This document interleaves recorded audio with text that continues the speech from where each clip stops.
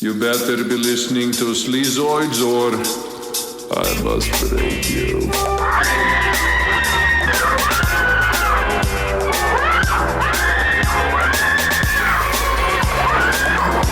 Girls fleeing in terror from things beyond description. My name is Mike Hammer. Matters. What do you want? He was out to get men who tortured women and killed with the ferocity of wild beasts.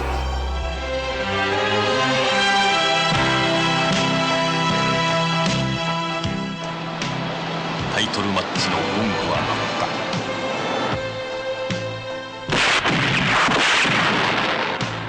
負け続ける刑事に訪れた一度だけのチャンス。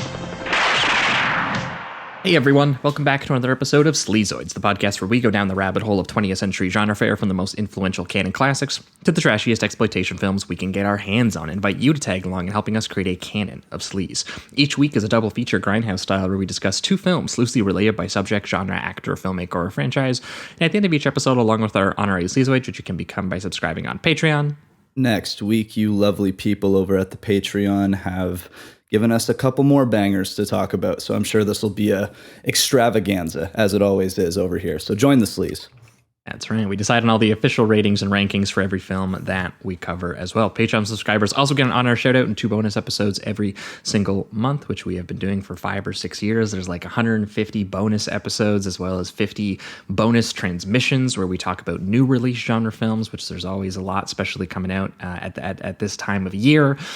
So if you haven't made the jump yet, patreon.com/Sleazoids podcast for anyone interested. And speaking of which, we are going to give all of the new patrons their shout outs here.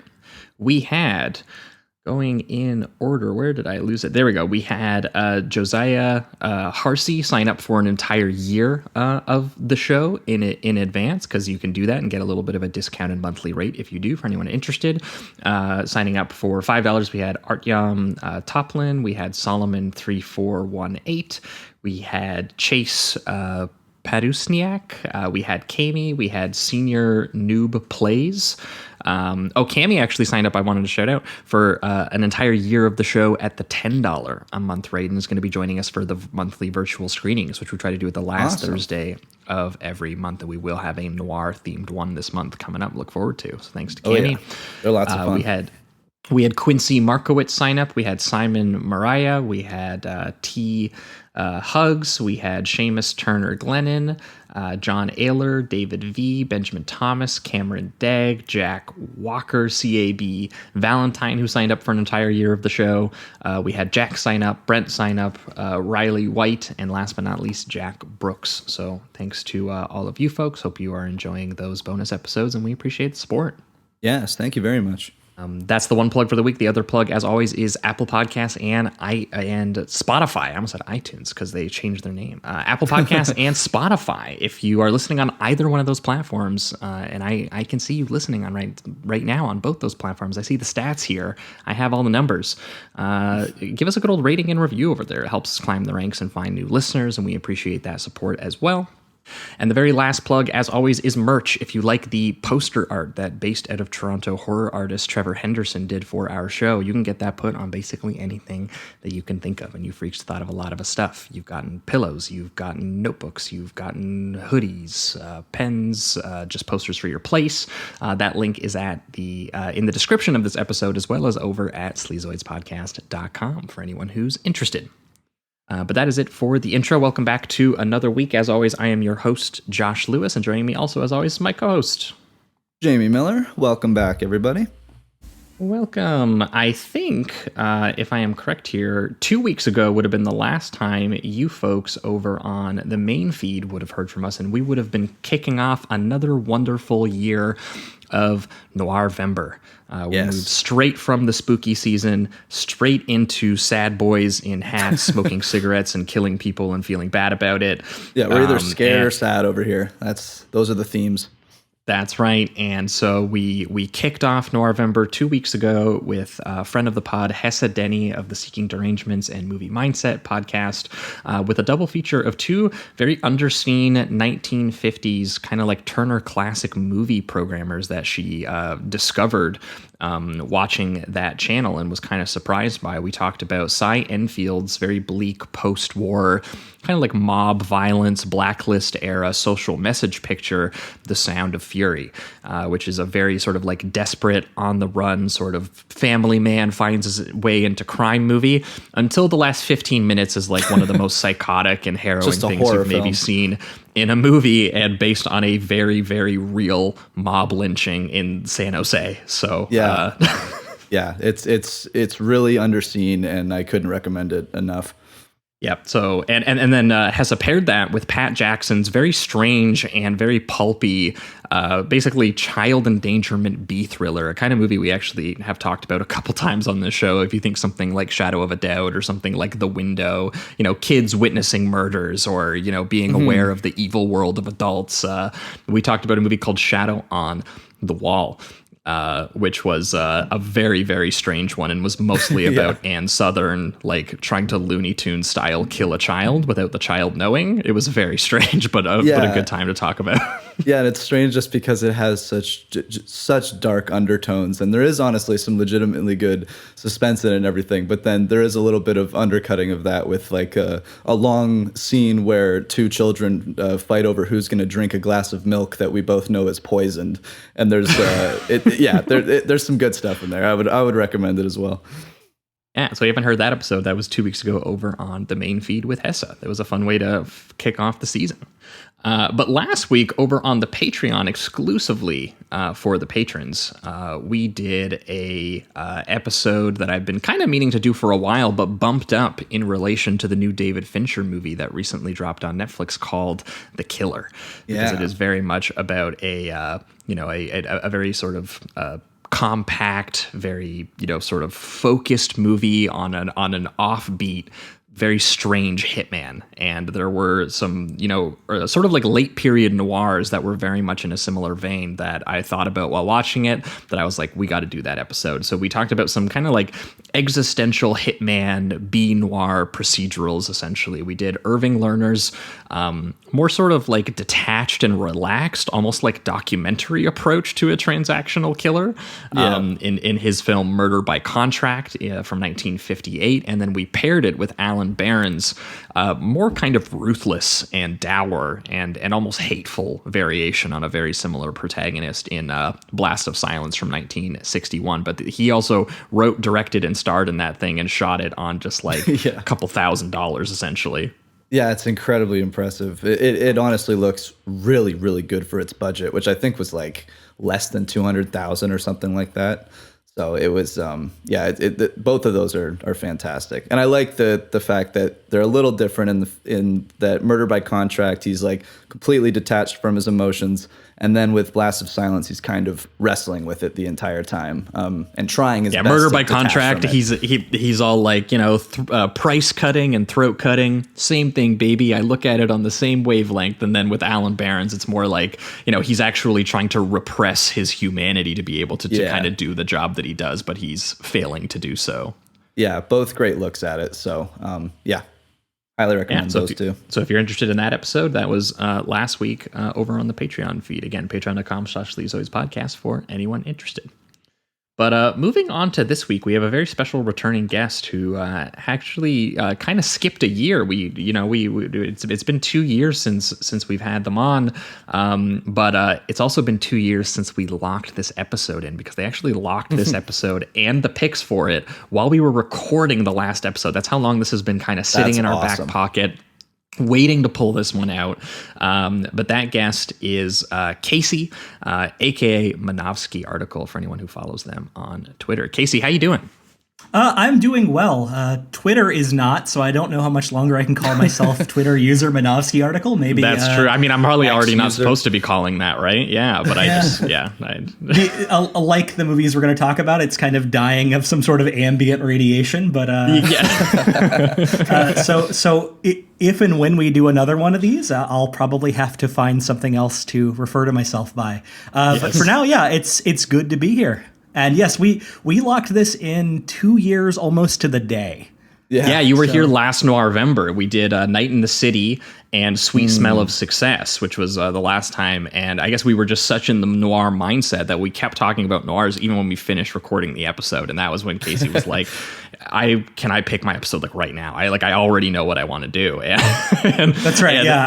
I usually try not to be presumptuous about, inviting myself on to another episode of a show, but these movies demanded that. Yeah. So what two movies spoke to you so much that you were like, 2 years in the making, we're still going to be talking about this specific? Because I'll be honest, there are people who pick a double feature and then I come back to them 2 years later and I say, it's time, we're doing it. And they go, I kind of want to talk about something else, honestly, or I have a different movie now. I'm a different person than I was 2 years ago, but these clearly stuck with you. So why, number one? And two, obviously, what are they? And what made you pair them together at first? I do love crime films. I love noir films. And I've made a couple appearances at this point. So before I'd brought some noir movies, I'd brought a Japanese film before. Tampopo, great movie. Tampopo, yes. And so last time we did this for Noirvember, I kind of gave you a more traditional noir pairing. I gave you two from the classic 50s period. This time, it's more linked by a tone and a theme. So Kiss Me Deadly from the 1950s and the Japanese film from 1979, The Man Who Stole the Sun, which is, I think if you want to, it's technically maybe not a noir film, but it's a movie I think absolutely belongs in the Sleazoids canon. Mm-hmm. And it's a movie that kind of shares a radioactive crime angle, which and they're maybe two of the strangest, bleakest crime films you'll ever see. Yeah. It's the suitcases of the apocalypse. That's right. Yeah, these are both movies filled with atomic anxiety and basically take on an almost like surreal science fiction freak out quality, despite kind of belonging to other crime genres. Like Kiss Me Deadly is obviously it's doing it's a pulp paperback adaptation. It is coming out on the heels of some of the peak noir period. And The Man Who Stole the Sun has more of that sort of 70s new wave neo noir almost kind of. That's the kind of character they've dropped into to have this kind of surreal psychological experience just completely break the fabric of a crime movie. Yeah, and it's dipping its toes into a lot of genres too. I mean, both films in a way are the way that, especially the way that Kiss Me Deadly evolves.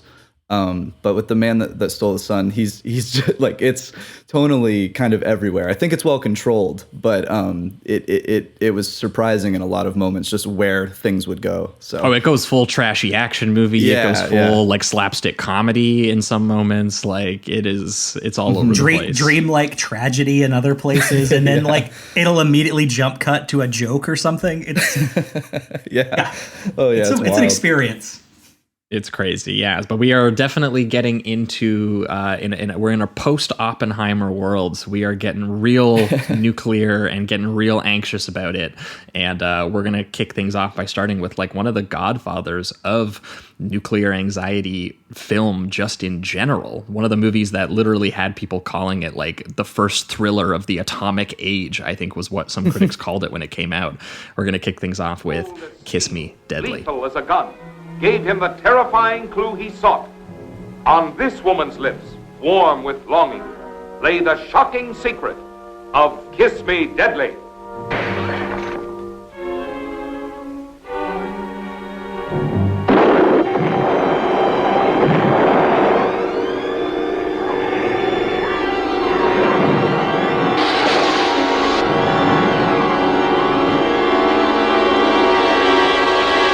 All right, we are talking about Kiss Me Deadly, the 1955 American film noir written, directed, and produced by Robert Aldrich, co-written by AI. I actually didn't look up how to pronounce this. Bezarides? Bizarrides. Bizarrides. What a sick name. Yeah, that's pretty sick. Bizarrides, who together were adapting the novel of the same name by legendary pulp crime novelist Mickey Spillane. The film stars Ralph Meeker as Mickey Spillane's probably most famous character, the brutish private investigator Mike Hammer. It also co-stars Albert Decker, Paul Stewart, and Marianne Carr. And yeah, actually, speaking of how much they advertise this as like a Mickey Spillane thing, Mickey Spillane's latest H-bomb, white hot thrills, blood red kisses. This is like the tagline on the poster. Wonderful. But this is our second time talking about Robert Aldrich. The first being his very tough and gritty men on a mission film, The Dirty Dozen, which had an all-timer cast like Lee Marvin, Charles Bronson, Cassavetes, George Kennedy, Robert Ryan, Donald Sutherland, among others, as these unshaven, violent military prisoners asked to do a suicide mission, essentially to commute their sentences. And he is kind of known with things like Veracruz or like the original 70s Longest Yard as having a little bit of a masculine presence, except for I would argue, I guess, whatever happened to Baby Jane, which is maybe his outsider one in that regard. And I haven't personally explored a ton of his pre Kiss Me Deadly stuff where he was doing like westerns and war films and but I think I could gather from what I was reading about most of them that they did share a similar sort of commitment to psychological intensity, definitely a little bit more brutal than other people were willing to be, especially in the 1950s. And this was the time where I decided to kind of like read up on his life. And he had like a very incredible backstory where he basically was born to this like very wealthy family with connections to the Rockefellers. His grandfather was a U.S. senator, and he was studying finance because his father like basically demanded that he do that in his 20s, and he dropped out of school as like right before graduating as like a fuck you to his dad that he's not getting into business, and he instead pursued relationships with like left-wing artist friends, which got him literally disinherited. So he became like a poor man because he wasn't allowed to as part of his family's money anymore, and he instead went to work at RKO Pictures alongside guys like Orson Welles, and he worked as an assistant director for like a who's who of Jean Renoir, Louis Milestone, Charlie Chaplin, William A. Wellman, which is where maybe some of the bleakness and that grit might have come from. And he did a bit of TV directing too before eventually landing a Western film called Apache in 1954 starring Burt Lancaster, which is what proved to be a big hit for him. And for Burt Lancaster, speaking of Casey's Sweet Smell of Success, that was the last time I think we might have talked about him in depth. I think so. But it resulted in a friendship between him and Lancaster, who then brought him on to Veracruz with him and Gary Cooper as co-leads. And those two films getting financial success were enough. That was it. He was able to have the clout to produce his own projects and get full creative freedom put into his contract, which is what resulted in Kiss Me Deadly. He was like the 1952 novel by Mickey Spillane, who was this former war vet turned pulp novelist. He was like, I don't want to start at the first one. I want to do the sixth one. In this hard-boiled PI sort of like Mike Hammer series, which loosely involves sort of the murder of this beautiful and mysterious hitchhiker he comes into contact with, and the novel, which maybe Casey can give us some backstory to, because I didn't end up reading it. Is I'm pretty sure that one's supposed to be about like some sort of like mob conspiracy, a drug conspiracy or something like that. Yeah, so the important thing here is that Bizarrides was given the novel to adapt, did not like the novel. Yes. So he took a lot of the names and sort of a loose flow from it. His quote, did you read his quote? His quote is so funny, where he was like, I wrote it fast because I had contempt for it. It was automatic writing. Things were in the air at the time, and I just decided to put them in. And that was what resulted in him being like, it's not New York anymore, it's Los Angeles, or like, there's no more voiceover, there, all these various things. And apparently Spillane fucking hated his guts. I was just going to say that. There is a documentary about AI Bizarrides where Spillane and Bizarrides are both talking about each other. other, and they just keep cutting to them going like, I hate that fucking script, you know, like he's like, that novel was garbage. So oh my god, that's so yeah, funny. it's but critically, the most important difference between this, and it's very funny that the poster advertises this as Mickey Spillane's latest H-bomb. There were no atomic elements in the novel. Yes. So now that I heard was an MPAA thing too, was that the MPAA was really distressed reading the script at how much like realistic the violence was. And they said, and that it was very American violence. And I think they said, could you make it like about like communist spies or something like not the government torturing people. Yeah. Yeah. I think that was that made the MPAA a little bit happier. Well, and so one of the things Bizzarity said was like one of the few scenes that grabbed him was a scene involving lockers, but the thing in the lockers was just a box of dope, like it was just drugs, right?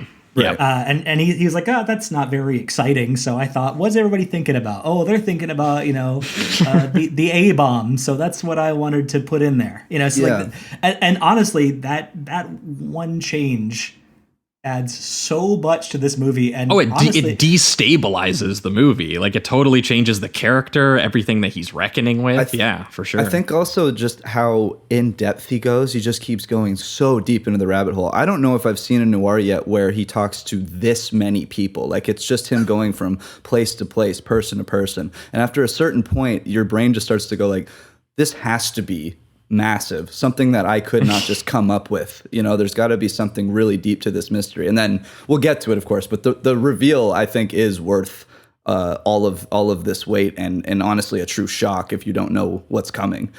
And I think really sinking into his journey beforehand is crucial. If it was just drugs, I'd be like, okay, well, it's a noir. I kind of expect that, but it just feels like it needs to be larger. And it creates a much more fatalistic atmosphere for it, where it is like, you've seen this kind of character go on this type of investigation, but at the end of that investigation, does the world explode? Right, exactly. Probably not. And to bring that into the actual genre depiction itself is amazing, because as we've mentioned, Mickey Spillane's series at the time incredibly popular. Yes. I think I read a figure in Jay Hoberman's write up on the film that at a certain point in the 1950s, Mickey Spillane was responsible for 7 out of 10 of the American bestsellers of all time. So this character, a very, very big character. The first novel was called Eye of the Jury, which at some point we'll have to talk about Larry Cohen adapting that screenplay in 1982, because I think that movie is actually quite underrated and quite good too. But Spillane was even known himself, like Aldrich, for having a pretty severe level of sex and violence for the genre in his books, including torture. And he was, he could be, unusually kind of unromantic about the protaganist. I was going to ask, because there's something like that theme pops up over and over again with this character, where usually there's like a kind of a charm. And the movie takes it even a step further, I'll be honest, but the character himself, I would say, like, because I've read a couple Spillanes, and the characters are pretty openly sadistic and kind of psychologically unwell at times, and you're kind of welcomed into that perspective as a reader. Now, sometimes he can be a little bit more fantasy-esque with that, like he can be, he'll admit this is a very vengeful, brutish character, but he'll do so in like a proto kind of like Dirty Harry vigilante way, or in like a Bond-esque like womanizer kind of way, like right down he's still to a hero in some regard, savagely strong arming, like anti-communist kind of fantasy. And Aldrich himself said that he didn't like the character, and Bazzetti's as well, because it was, I think they called him like this very like cynical kind of fascist character, and he was more of a degenerate animal than a noble gumshoe. And I think, to Spillane's credit, Spillane had some knowledge of that. I think that they really leaned into that in this to make a point that they were kind of criticizing the character, or maybe criticizing the material a little bit more. But I recently picked up one of his Bond espionage knockoff pulp paperbacks, the Tiger Man series. And like the opening chapter of that book is Tiger Man having, finding out that he has like a tail on him, and finding out that it's like a female tail. And he suddenly like turns on her by surprise, and he whips a gun out, And before even talking to her, or like, you know, finding out what's happening in like this like snarling style of voiceover, you see him think about putting a bullet in her spine to deliberately paralyze her. Oh, Jesus. And like that's the opening chapter of the introduction to this character. And when characters in a Spillane novel are not like, you know, thinking of hurting women, they viewing them as annoyances or tools or playthings. We'll get a little bit into that with the Mike Hammer character here. Definitely. But, you know, Spillane definitely had a very sort of hard edge to his pulp novels. And in this case, you know, you could see that Aldrich very much saw that he had that quality, but he was also still a fantasy. And he was like, you know, what if I took this character I view as like an amoral, dirty Harry, and I just made him just like like he's not like a noble or a tragic noir protagonist like you might normally see in like a Humphrey Bogart character. What if he was just drunken and sadistic and confused and kind of stupid and actually doesn't solve the case? He just blows the world up. Yeah, sure. So do you think like Spillane kind of views his characters as they're rough around the edges, you know, they're imperfect, like far from the ideal human being, but it's almost like that toughness and power is necessary. The world's so ugly, we kind of need him. Yeah, you know? Yeah. Whereas Aldrich was more like, no, he's just adding to the chaos and destruction, that kind of thing. Exactly. Okay. 100%. Yeah. I think that's how they kind of separated them. Spillane also infamously is one of the few writers in Pulp Fiction that ever played his own character. I don't know if I knew that. He does play Mike Hammer in an adaptation of the book The Girl Hunters in the 60s. Wow, that'd be interesting. Weird. I have never seen it, but that is a fact that I'm aware of. Also, he played a victim in Columbo in the episode Publisher Perish. He's a writer who gets killed in the opening sequence. So that's cool. But awesome. yeah, the main thing, well, and honestly, this feels outdated at this point, but like the main thing Spillane's remembered for now is this movie, which he didn't care for the script of, yeah, and for being a huge influence on the comic book artist Frank Miller, which you can really tell with Sin City. Yeah, yes, Sin City is a huge Spillane tribute. Yeah, but this is for me. People who have maybe been following me for a while, I got to do the Sight and Sound nominate 10 favorite movies of all time, and I put this movie on my list on there because I wanted a noir, I needed a noir, and part of my reasoning was that this is one of my all-time favorite movies. But number two is I was kind of like, when I got down to the last couple noirs that I wanted to do, I was thinking about like, what are the movies that I feel like kind of represent the noir in a way? And I ended up thinking, because part of me wanted to put In a Lonely Place, because I'm like, it's not even really that. It is, but it's like, it's controversially a noir. It's like just a really sad breakup movie about a screenwriter, more ultimately. It doesn't have the dames, it doesn't have the guns, doesn't have the quite the conspiracy. I mean, it's got the murder mystery aspect to it, but either way, this is the one where I kind of went, this is the movie that is reckoning. It came out late enough after the noir's popularity to reckon with the genre itself. Yeah. And also came out late enough after into the Cold War, where they could really translate the anxiety and the paranoia, which already exists in the genre, and definitely just really emphasize that stylistically. And that's maybe my favorite quality of this is Aldrich's, sort of the visual sensibility, the way that this just drops you into things, the way that you really feel the second you enter this movie that this is like a scary world of secrets and surveillance and creepily faceless, just like things around you that you don't understand. And the only response to that that the noir has is a character who is like this smirking, cold-blooded hero, who can navigate that world, and he's good at navigating that world, but only in the sense that he is he's made for it. That he likes it. He finds violently dispatching people or torturing people or pleasuring himself in some capacity is more of the method than anything else. which I think is really, really well focused on this. And part of what got it like really upset people about it, that this film was, originally, early drafts of it were rejected by the MPAA because of how ruthless and kind of ugly it was, how much it really emphasized that the noir hero is like a guy who just likes killing people and the pile of corpses isn't actually uncovering anything. So the MPAA was really upset about that, to the point where Aldrich had to publicly like defend himself in like an essay, where he had to basically kind of take on like a peck and paw-esque philosophy that he was like, we shouldn't shave off the edges or repress ourselves, that we should be forced to kind of stare at and look at our own capability of being monsters or kind of being animals, and like especially our heroes who are supposedly doing our ideological fantasy bidding on screen. And so that was clearly his intent with this character, was like, everyone reads Mike Hammer novels and they kind of pick up implicitly some of his attitudes, I guess you could say. And so here was the movie where they just laid bare every single one of those attitudes, taking the, most popular pulp paperback representation of it and then playfully looking kind of towards the future of the genre. French critics like famously called this film the thriller of tomorrow.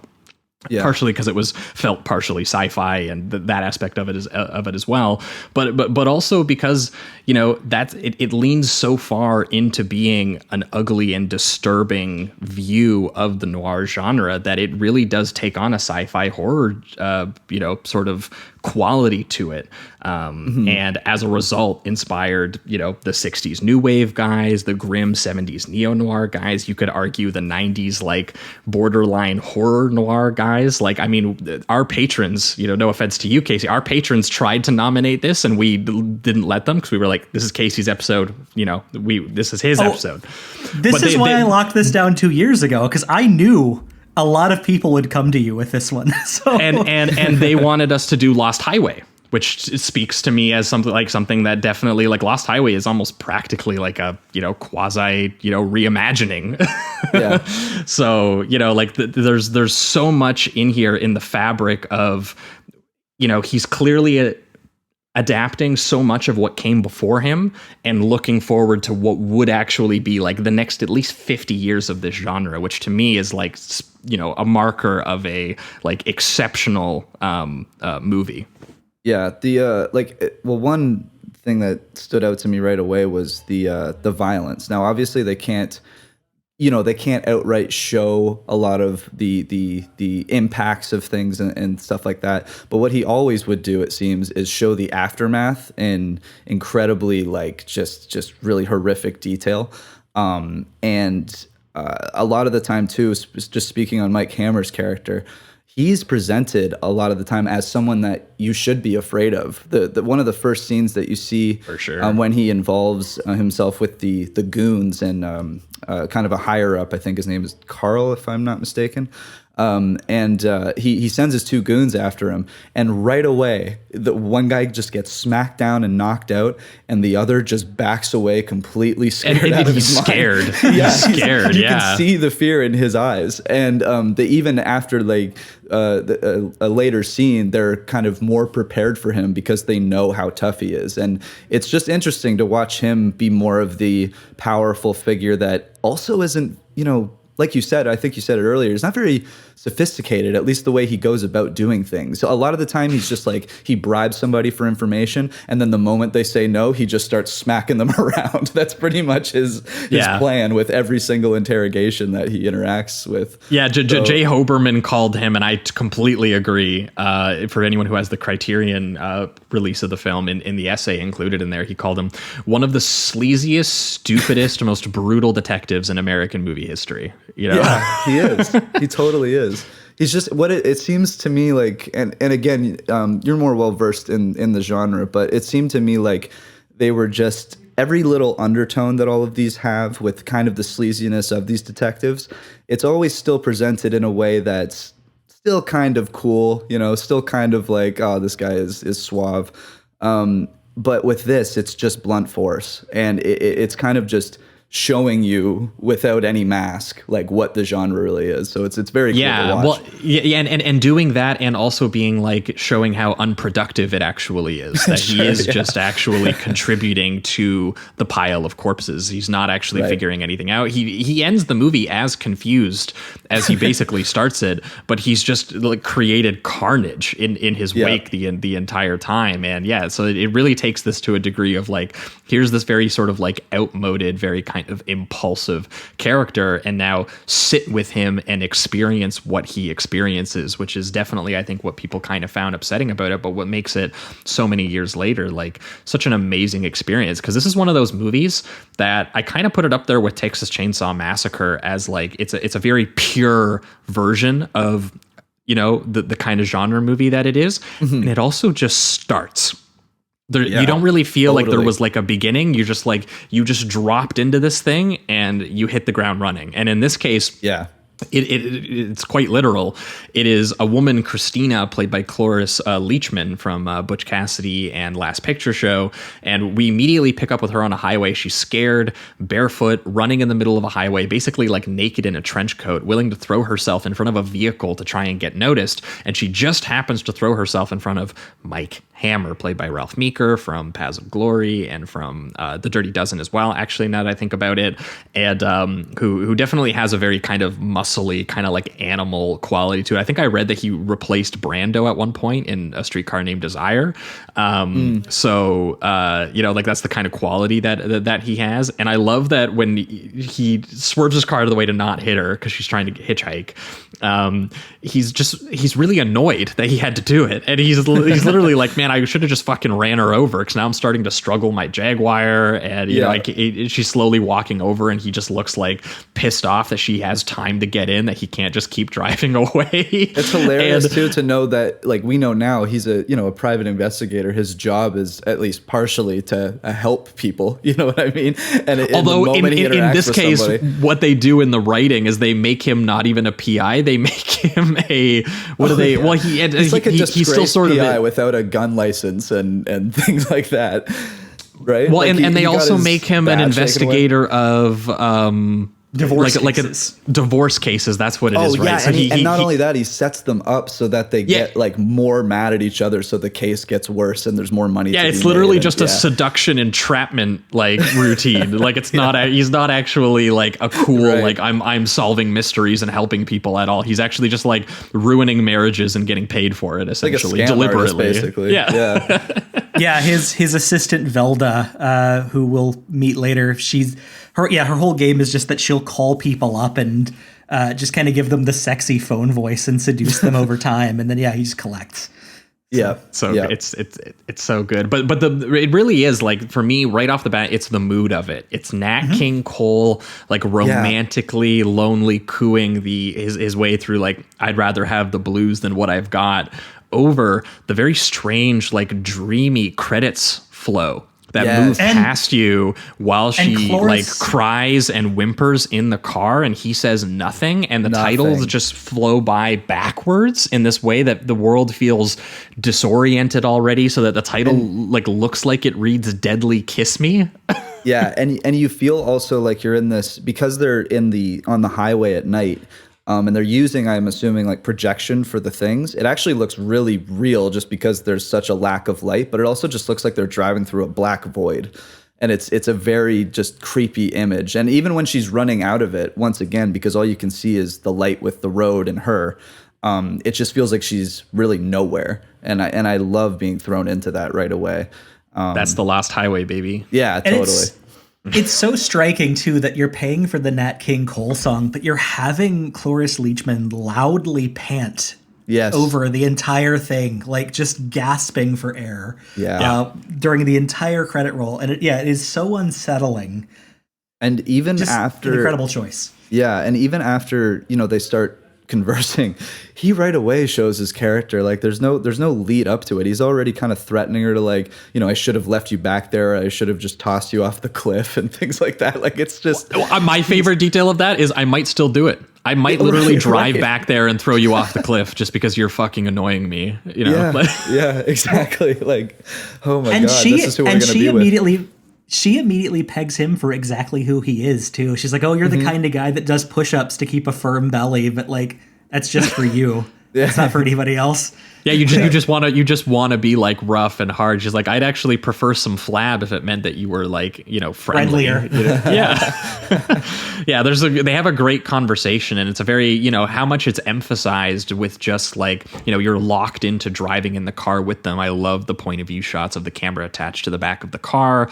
Very much inspired Godard for something like Breathless. Obviously this whole thing is only lit basically by like headlight spotlight lights, which is, creates an atmosphere to it, and it's very clear right off the start that this woman's in a very dangerous situation. This guy kind of found his way into it, and he also finds out through sort of like picking up on some details that she has escaped from a local sort of like mental asylum where she was being held prisoner, and she does like basically like beg him to like to pretend to be in a relationship with her so that they can drive by this police roadblock and everything like that. And that moment where he lies to the cops is one of the only times in the entire movie that he looks almost charming for half a second. Yes, when he's pretending, because he's used to for his divorce job. Yeah. It is. It can be charming when he puts it on. It is interesting to see most of the time you get. Like there's those rare moments, but a lot of the time it's just implied that he has this this kind of charisma and everything, because the moment he's thrown into this, I don't know, case, quote unquote, is he completely takes off the mask in any way, shape, or form. Every interaction is just blatantly from Mike Hammer. And I found that interesting that they don't even really bother a lot of the time anyway doing like a back and forth depending on who he's talking to. He really is just charmless throughout a lot of the time. No, he totally, I mean, like the character namesake, like he hammers his way through this movie. Every interaction he gets to, I mean, she pegs him immediately. She's like, you're the person who never gives in a relationship, you only take. And that's definitely, the kind of attitude that he has, but she does say something to him, which is that, she just wants a ride to the bus stop. Just get me to the bus stop. That's all that matters.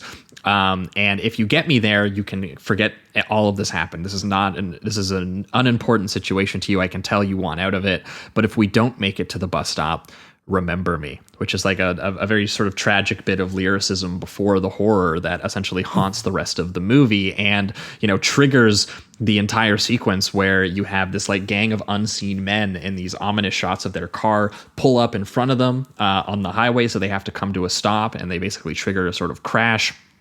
And through a bunch of like really, really perceptive and sharp, choices in composition and in editing, it's just Christina screams. All of a sudden we are lifted, and this horrible image of her sort of like dangling feet and sounds of her screaming in a room sort of lead us to kind of put two and two together that they've taken them to some like remote house, and they are essentially torturing her to death in these like hazy point of view shots of like a barely conscious Mike who is like confused and overwhelmed and been knocked unconscious, and he's not sure exactly what's happening. He's not able to see who is doing this, and it's just tonally, it's fucking crazy that you were just in this like, this sudden hitchhiking scenario. You see like what would maybe be the start of like a noir meet cute kind of thing, I guess. Right. And then bam, she's tortured to death. He's thrown in a car with her, and their cars like thrown down a cliff to kill them both by just anonymous people in the first 5 minutes of the movie.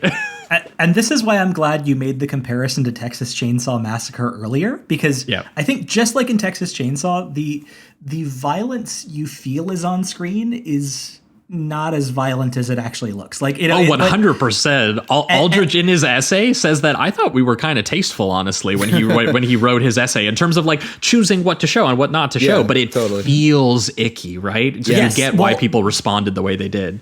Yeah, the sound and the frenzy and her screaming and just seeing the dangling legs and not actually seeing the torture they're inflicting while Mike groggily tries to make sense of any of it. Like, your brain does the rest.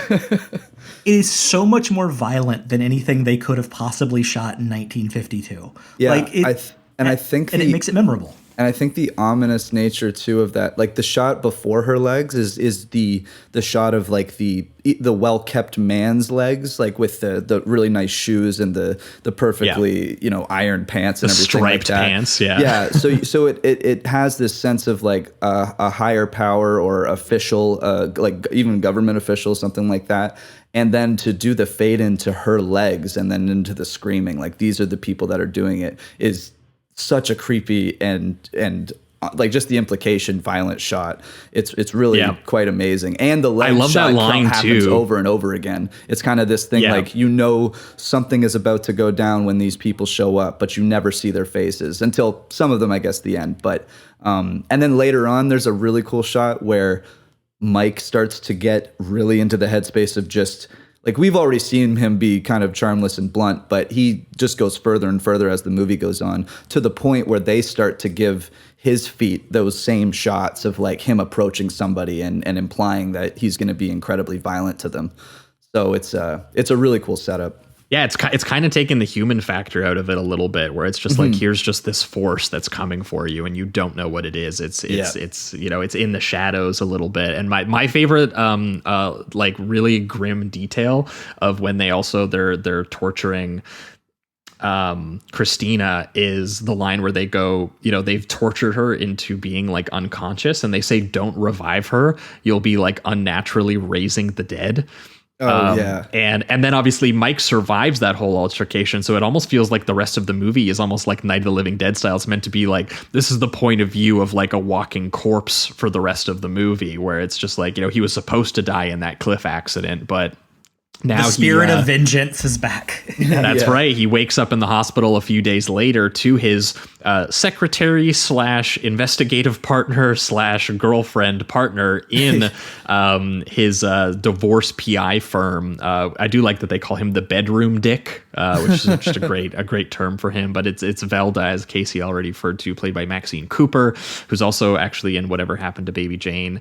And I like too that she, like, immediately you can kind of pick up the sort of the vibe of the relationship that they have, because she kisses him, and throughout a lot of the film she tries to gain his affection and gain a lot of his attention, and he just completely blows her off beyond her practical use as either like a bait or like an investigative tool or a sexual tool, or all three combined together in some capacity.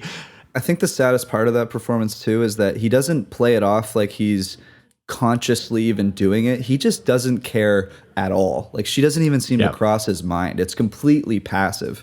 And that, I think, is even sadder than him, honestly, like actively making choices throughout their relationship. He's just, like, he's so detached from her. It's very sad because at first you think he's quite happy to see her, like that low angle shot, canted shot of her looking down at him, and that little sort of like cute moment they have where he's like, you're never around when I need you, and she's like, you never need me when I'm around. Like it's sort of a great little sort of like noir dynamic that these two characters have, but it does just get kind of, you feel like he's supposed to give way a little bit over the course of the movie. He should soften up to, Maxine and the performance that she's giving, but he just never does. Like, he is very firm in everything that he does. He has contempt for like everyone around him. The lawmen interviewing him absolutely fucking hate his guts. They were like, such a piece of shit. Yeah, they literally explain his racket to him, to his face. They're like, so you together, you two like seduce and then bleed husbands and wives for money. Yeah, it does feel like at one point they're like, open up a window. We got a real stinker in here. This guy's a fucking, he smells. He's filthy. Yeah, and it does feel like the first time he's ever had to have someone just bring the mirror up to his face and be like, this is you. Like, this is what you do for a living. And I think like he gets really upset about it in a way. Like he actually kind of reacts angrily and a little, I mean, it's not like he has any control a lot of the time in this movie in general, but you can tell that there's kind of like this emotional reaction to it. Like he kind of knows he's a piece of shit and doesn't really like it, but never admits it at all. Well, and also like the idea that the lawmen get to, pretend that they're better than him because they're investigating something serious like the murder of a woman. And he's like, I could do that. Yeah. So that literally is what basically triggers him being like, well, I'm not going to give you any information about the dead girl, but she must have been involved in something big. So I'm going to get that payday. I'm going to satisfy this sort of curious side of myself. Even he says that even to his police officer friend, Pat Murphy, in the film, played by Wesley Addy from Network and from Seconds. And who warns him, he's like, if you take the law into your own hands, you might as well be living in a jungle. And as a result, too, he's upset that Mike wants to do this on his lonesome. So that's when, as Jamie mentioned, he gets his PI license revoked. He gets his gun permit taken away. And he's literally trying to turn him into, they're trying to emasculate him or take away these things that make him powerful. And he's like, I don't fucking give a shit. He's like, I could just use my fists. I could just storm around town and punch everybody to death, which functionally is what he does. Yeah, pretty much. I do like the one sense of the one scene where it's very obvious that he's nervous and fearful when he's like looking through his apartment, and every single corner he's taking as slowly as he possibly can. It's what an apartment, by the way. Yeah, it is pretty sweet. It's but it is one of the rare moments. It's got one of the first wall-mounted answering machines in a movie. Hell yeah. Dude, it's such a crazy device. Yeah. But yeah, it's interesting watching him be kind of more cautious and nervous and honestly scared for a little while, because after a certain point, he just becomes like a bullet.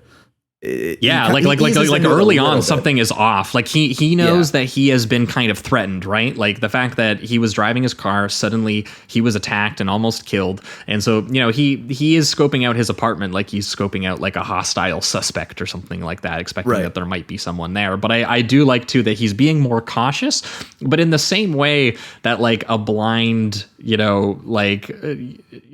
brute kind of like lurches around through this network. Like he does functionally act like a sledgehammer, and he's like, I don't really need I don't need a gun, I'm just he's Mike Hammer. Exactly. Yeah. He's just this clumsy detective who is just like, told at every step with every sign to turn back and refuse at a huge cost to everyone around him. And he's like, no, I'm going to pursue this anyway. I love Velda's warning to him too. Thread leads to string. String leads to a rope that you'll hang from the neck by. Yeah. And she's good. Like, she totally right. Like she delivers that in a scene where she's like sweaty and dancing around her room with all this sexual energy, but she's being like, dude, you're going to fucking like, there's no upside to this. Like, well, why are you just deciding that you are going to, investigate what this massive and dangerous thing? And the camera does actually start to like move and kind of crane around like he's, being followed or watched on like every dark street filled with shadows and kind of footsteps, like that scene where he's suddenly attacked by that like unknown assailant with a knife. Great detail. Mike Hammer. I was writing notes down. Buy a thing of popcorn on the street. If there's a midnight guy selling popcorn, buy from him. You can throw it in the dude's face, which will disarm his knife. And then you can just bash his head against a brick wall and viciously punch him down multiple flights of stairs, almost like the staircase from The Exorcist. Yeah. We also these are Mike Hammer weapons method. Yeah. We learned that method in Surviving Edge Weapons as well. So it's locked in, Yeah. And that look of just smug satisfaction on his face is just so revealing about his character when he dishes out violence in this film. He smiles. Yeah. There's a cutaway to a smile almost every time he hurts somebody. Yes. He is such a brute. It's honestly, I haven't really come across a character in this genre that's so blatantly like this, and it's a treat in a way. and he is not haunted or tortured by his violence at all. Like he learns the nothing. Violence does not weigh on him. Yeah, no. All that weighs on him is that maybe someone's going to do some violence back to me, but that just means I get to do more violence. That's fine. Yeah. If anything, he's yearning for it. He wants it. Yeah. No, well, and so much of this does follow like the some of the tropes that you would expect in kind of a noir story. I like to kind of describe it as it feels like Aldrich was trying to like make a movie that resembles kind of like a half remembered like unstable noir. They're like, if you threw one on, you'd be like, yeah, this is kind of the plot of a noir, right? Like he just, he goes to this person, he talks to them. Like obviously, he wants to go to the Christina's apartment where he's going to go and maybe talk to the roommate. But what if that scene is like filmed through this like high angle like Victorian archway that makes him look like he's hunting like some sort of like ancient evil of some kind, when he goes inside, it's like, oh yeah, she loved listening to like the classical music like radio station, but it's used as like diegetic music for him while he's walking around, like making him feel like he's in this like weird universe and stuff. And there's so much to this that is meant to be familiar, but also like just completely haunting in a way that you haven't seen before in terms of atmosphere and just like pure ominous decision making with the camera and with the soundscape. Mm-hmm. Mike Hammer he's like a shark, he's moving through all of the expected noir motions, but like you never get the sense that he has any interiority. He doesn't seem to have any like reflection on anything. No, it's just he is just moving through the expected things. It's like if someone made like a like an 80s style action movie, but like you were deliberately not meant to cheer for the guy in any way. It's a very unusual tone, but it works perfectly. Yeah, it does. It feels like the nightmarish merry-go-round that Christina's roommate describes that Christina was on. She was like, yeah, she got going and it just wouldn't stop. That was it. That was the end of the story. What's interesting too is like this is when he starts to go from place to place and interrogate people, and anytime he interacts with a woman, at least initially, it almost appears like just every single woman is unbelievably attracted to this just blunt, unsophisticated man, and then as these things get as more context is revealed to you, you start to see that all of those women are either in like it's either deceptive themselves because they have other motivations.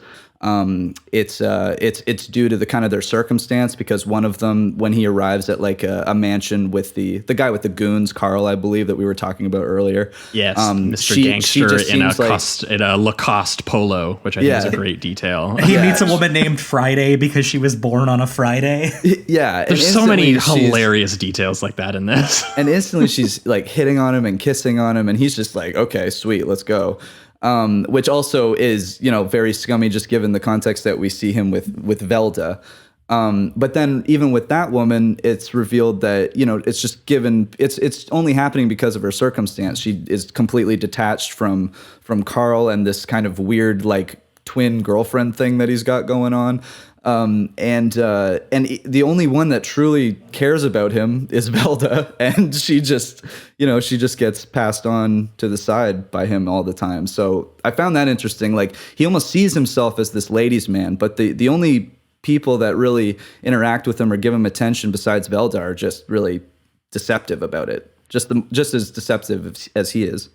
Yeah. Well, and he does seem to be like kind of like aware of his community, but again, just really uncaring about it, which is the thing that always, every time I rewatch this, and it makes me feel, I feel like I pay attention to some of the side stories that take place in this movie that feel really, like, because obviously the first time you watch it really is like, oh my God, he's getting a mysterious phone call, and the voice is, telling him, forget what you saw, don't stop looking into this. And then like the next day there's like dynamite planted in his car, and you're like, oh fuck, like so the movie works in that way, where like if you were reading a very fast-paced Mickey Spillane mystery, you're going to have, it gives you that. And I think that was what Aldrich always tried to say, was that, we tried to make something that was both faithful to those thrills, but also was kind of saying something with them. And the stuff that I find that make me feel in this movie when I rewatch it is like his sweet, like, garage buddy Nick, the va-va-voom guy, or the small bit about the 2-bit like boxing trainer Eddie.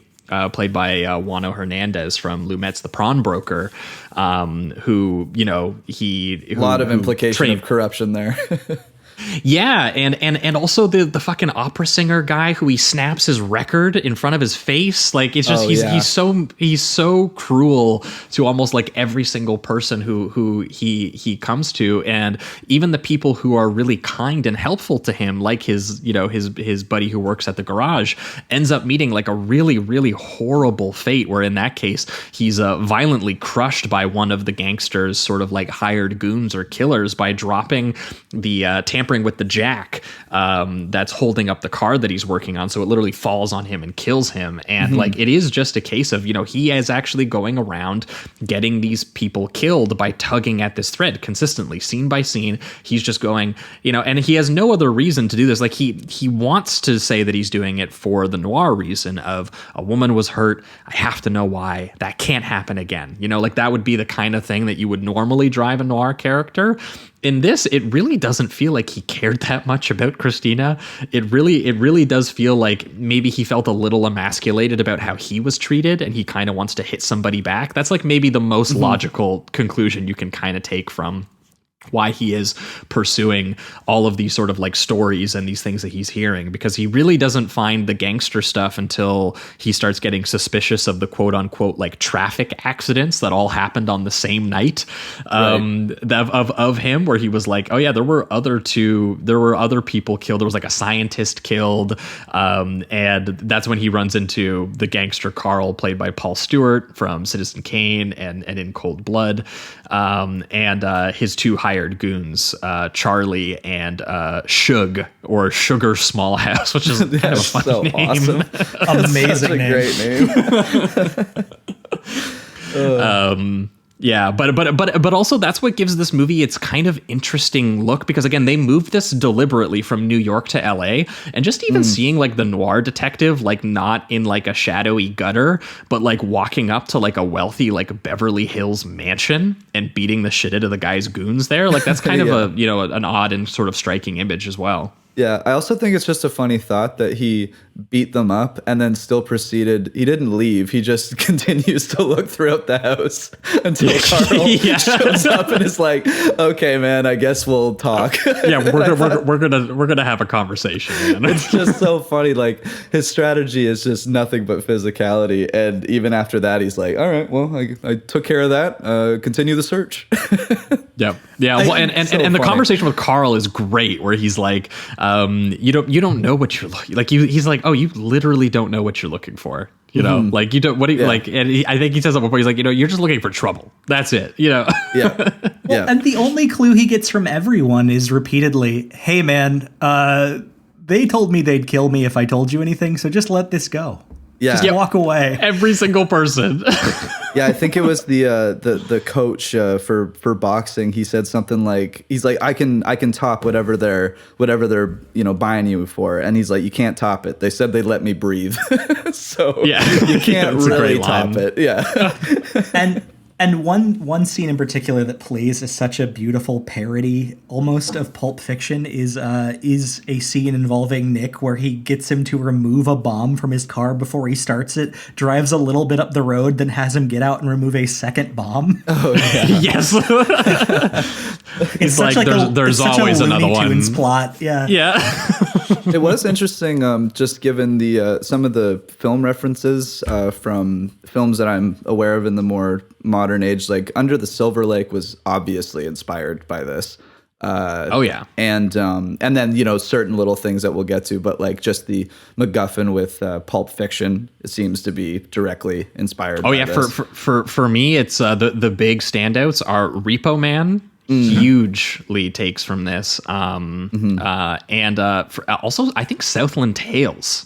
Oh yes, totally. They're watching this movie in a scene in Southland Tales. Right. Oh yeah, so true. Yeah, like 100%. So like these are the kinds of like weird sort of mix of like apocalyptic sci-fi, but also sort of like you know winking genre play crime film stuff, kind of doing a little bit of all of it. And there's so much incredible movies that don't exist without Kiss Me Deadly. Yeah, and I was just seeing seeing those references over and over again, scene after scene. I mean, I had a couple more written down, but those were just a couple that stood out to me. It was cool. I had no idea that this was just so influential. I heard about it for so many years, but this was the first time I finally got to see it. And yeah, it's crazy. It's unbelievable. Oh yeah, and we'll get to it with the finale too. But like, there's no one who's pulled more from the finale of this film than probably David Lynch, who, if anyone who's a fan of Twin Peaks: The Return, loves the sort of like nuclear Trinity test episode, or all of the stuff to do with like the flashing gas station and all of that kind of stuff. That imagery is basically directly lifted. And a surprising one for me was Raiders of the Lost Ark in the finale. Yes. So that was kind of cool too. So anyway. Fucking good. Yeah. No, there's so much that obviously, like, this movie does really feel like it is going through the motions of a noir story to get to the insane finale. And you know, and I think for some, the insane finale, like, it really is only hinted at in kind of like the atmosphere of the movie. Like, it really is just kind of like something feels off about every single aspect of him tugging his way through this, even though he doesn't act like it. He acts like he's behaving like this is just a very normal movie, where the guy's like, hey man, you know, how much money would it take to like crawl back into the gutter for you? And he's just like, well, why don't you like make an exploratory offer, you know? And then we'll go from there. And he's like, God, you don't know what you're fucking into, man. And that's when he visits the opera singer as well, who tells him that one of the other murdered men in an accident was this very smart but sad scientist named Nicholas Raimondo, who had a little secret of big, perhaps atomic proportions, you know? You know, then obviously his buddy Nick, the guy who runs the garage, gets really violently killed even after, you know, he had him, you know, take the bombs out of the car. And he does basically get him killed by asking him to find out who it was who planted the bomb. In the first place, and by him going around asking questions, he gets killed. And I really like the scene where, as a result of all of this, all these corpses like piling up around him and all this violence he's doing out, he goes to Velda, kind of, you know, maybe the most upset he maybe appears in the movie. And Velda goes, you know, I'm always glad when you're in trouble, because, you know, when you're in trouble, you come to me. That's so sad. It's so sad. It's really sad. Yeah, it's like, a really sad relationship they have. Yeah, because now she's desperate for anything to go wrong in general, just to have a little bit of love and attention. It's just like any scene with Velda is kind of heartbreaking in a way. They play well, and I find her performance in that scene is one of the best in the movie, specifically because, you know, she sees this as like, this is the moment where the noir protagonist would have to soften up, because he's got to get vulnerable, because all of these horrible things are happening to people he's supposed to be friends with. Yeah. And this is the moment where she can seduce him and win in that capacity, and she still can't do it. Yeah. He's still like, you know, he has no interest in her until she literally starts being like, what if I gave you another thread to pull at? What if I heard about this like artist who's connected to a potential scientist? And what if I threw myself at them sexually so I could get more details for you? You know, would that be of value to you? And, I think I can't remember her exact line, but it has to do with like, you know, is the great valuable, like, what's it like worth it for all? Yeah. The great what's it like, is it like worth all of these lives? And or are you just operating as, well, now you get to avenge your friend, so it's a really great excuse to do what you wanted to do anyway, which is just satisfy my life. Yes. Yeah. It's interesting. She explicitly calls him out. She's like, you know, you literally want to satisfy your own curiosity and your own love for violent thrills, and you have no interest in anyone else around you. So I don't even know why you're pretending to be like heroic or sweet in the, you know, and avenge your friend. It's not what you're doing. It's never been what you're doing. Going. Yeah, exactly. And there's something interesting about her character too, because I obviously have a lot of sympathy for her character, but then as you get more into the relationship she has with Mike, it starts to become a little bit more clear that she also doesn't care about a lot of these people either, and she's really after just what she thinks is this love and you know, good relationship, I suppose, with Mike. And so there's a little bit of like she's also kind of rough around the edges, just given what her motivations are, what she's seen from Hammer at this point, and she's still kind of pursuing it, interested. And again, she's very passive in these scenes when he's mentioning like who has died, what the consequences have been. She's kind of just like, okay, that's fine, but like, what are we? Are we together? Are we happy? And once again, there's still sympathy for her character there, but there's also a lot of questionable motivation. And I like that. Well, she's almost like, what more do I have to do? Like, I'm trying to be like you, and I still, and you're still not like responding to it at all. And she literally does have to throw herself into this situation and disappear and get kidnapped before he actually pays any attention to it in that great sequence where Nat which King is just Cole's, someone taking away from him, and that's all he really cares about. I feel like it's another, I feel like his motivation would, rather than like, I need to save my love, it's more like, well, that's my love, so that's mine. I need her around me when I need her. Well, and he's not even that tormented about it when he gets the news in that great scene at the jazz bar when he's just like drinking his pain away, and the remember me note kind of comes back in this almost sort of like dreamlike fashion, and he wakes up after passing out drunk at the bar, having Velda go and do his dirty work for him, to the news of, oh yeah, Velda's been taken. And that he's like, he just like drunkenly, he's like, okay, he just like drunkenly like stumbles out of the bar and into his car. he's like, I guess I'll, look into this and I'll get some more details. And, I think that's when Charlie and Suge come back and they corner him in his office and, beat him and literally drag him to the LA beach house where the, most of the finale will take place. I love the shot of them brawling in the sea in their suits. Yes. I was gonna say it's so chaotic and messy. It's like three guys that barely know what the fuck they're doing, but they're just. I also love that line for a couple of cannons. You guys sure are polite, and the guy's like, we're on this earth for a brief span. Might as well be, man. Even if we're gonna kill you, beat the shit out of you, might as well be like, don't trip over your shoes, dude. Yeah. Oh my god. I really love any moment that he interacts with the goons. It's only a few scenes, but they're really good, very entertaining, very messy in a way that works. It's awesome. Well, this whole sequence is fucking crazy when they tie him face down on the bed so that the doctor can come in and do his like evil monologue without showing his face, and he's like, he's like, stop struggling, like lie still. Why are you tormenting yourself? Who would you even see? Someone you do not know. Like, I'm a stranger. And I like that, he immediately kind of pushes his curiosity, and he's like, what do you think it is we're seeking? Diamonds, rubies, gold, maybe narcotics, how civilized this earth used to be. But as the world becomes more primitive, its treasures become more fabulous. Perhaps sentiment will succeed where greed failed. You will die, Mr. Hammer, but your friend, you can save her. The young lady you picked up on the highway, she wrote you a letter. In it were 2 words, remember me. And what is it that you must remember? What did she mean as he's like injecting him with sodium pentothal? Which is, I think, one of the last... Yeah, the last remnant of the more sort of like vicious like drug mob version of the script that I guess they let them keep in.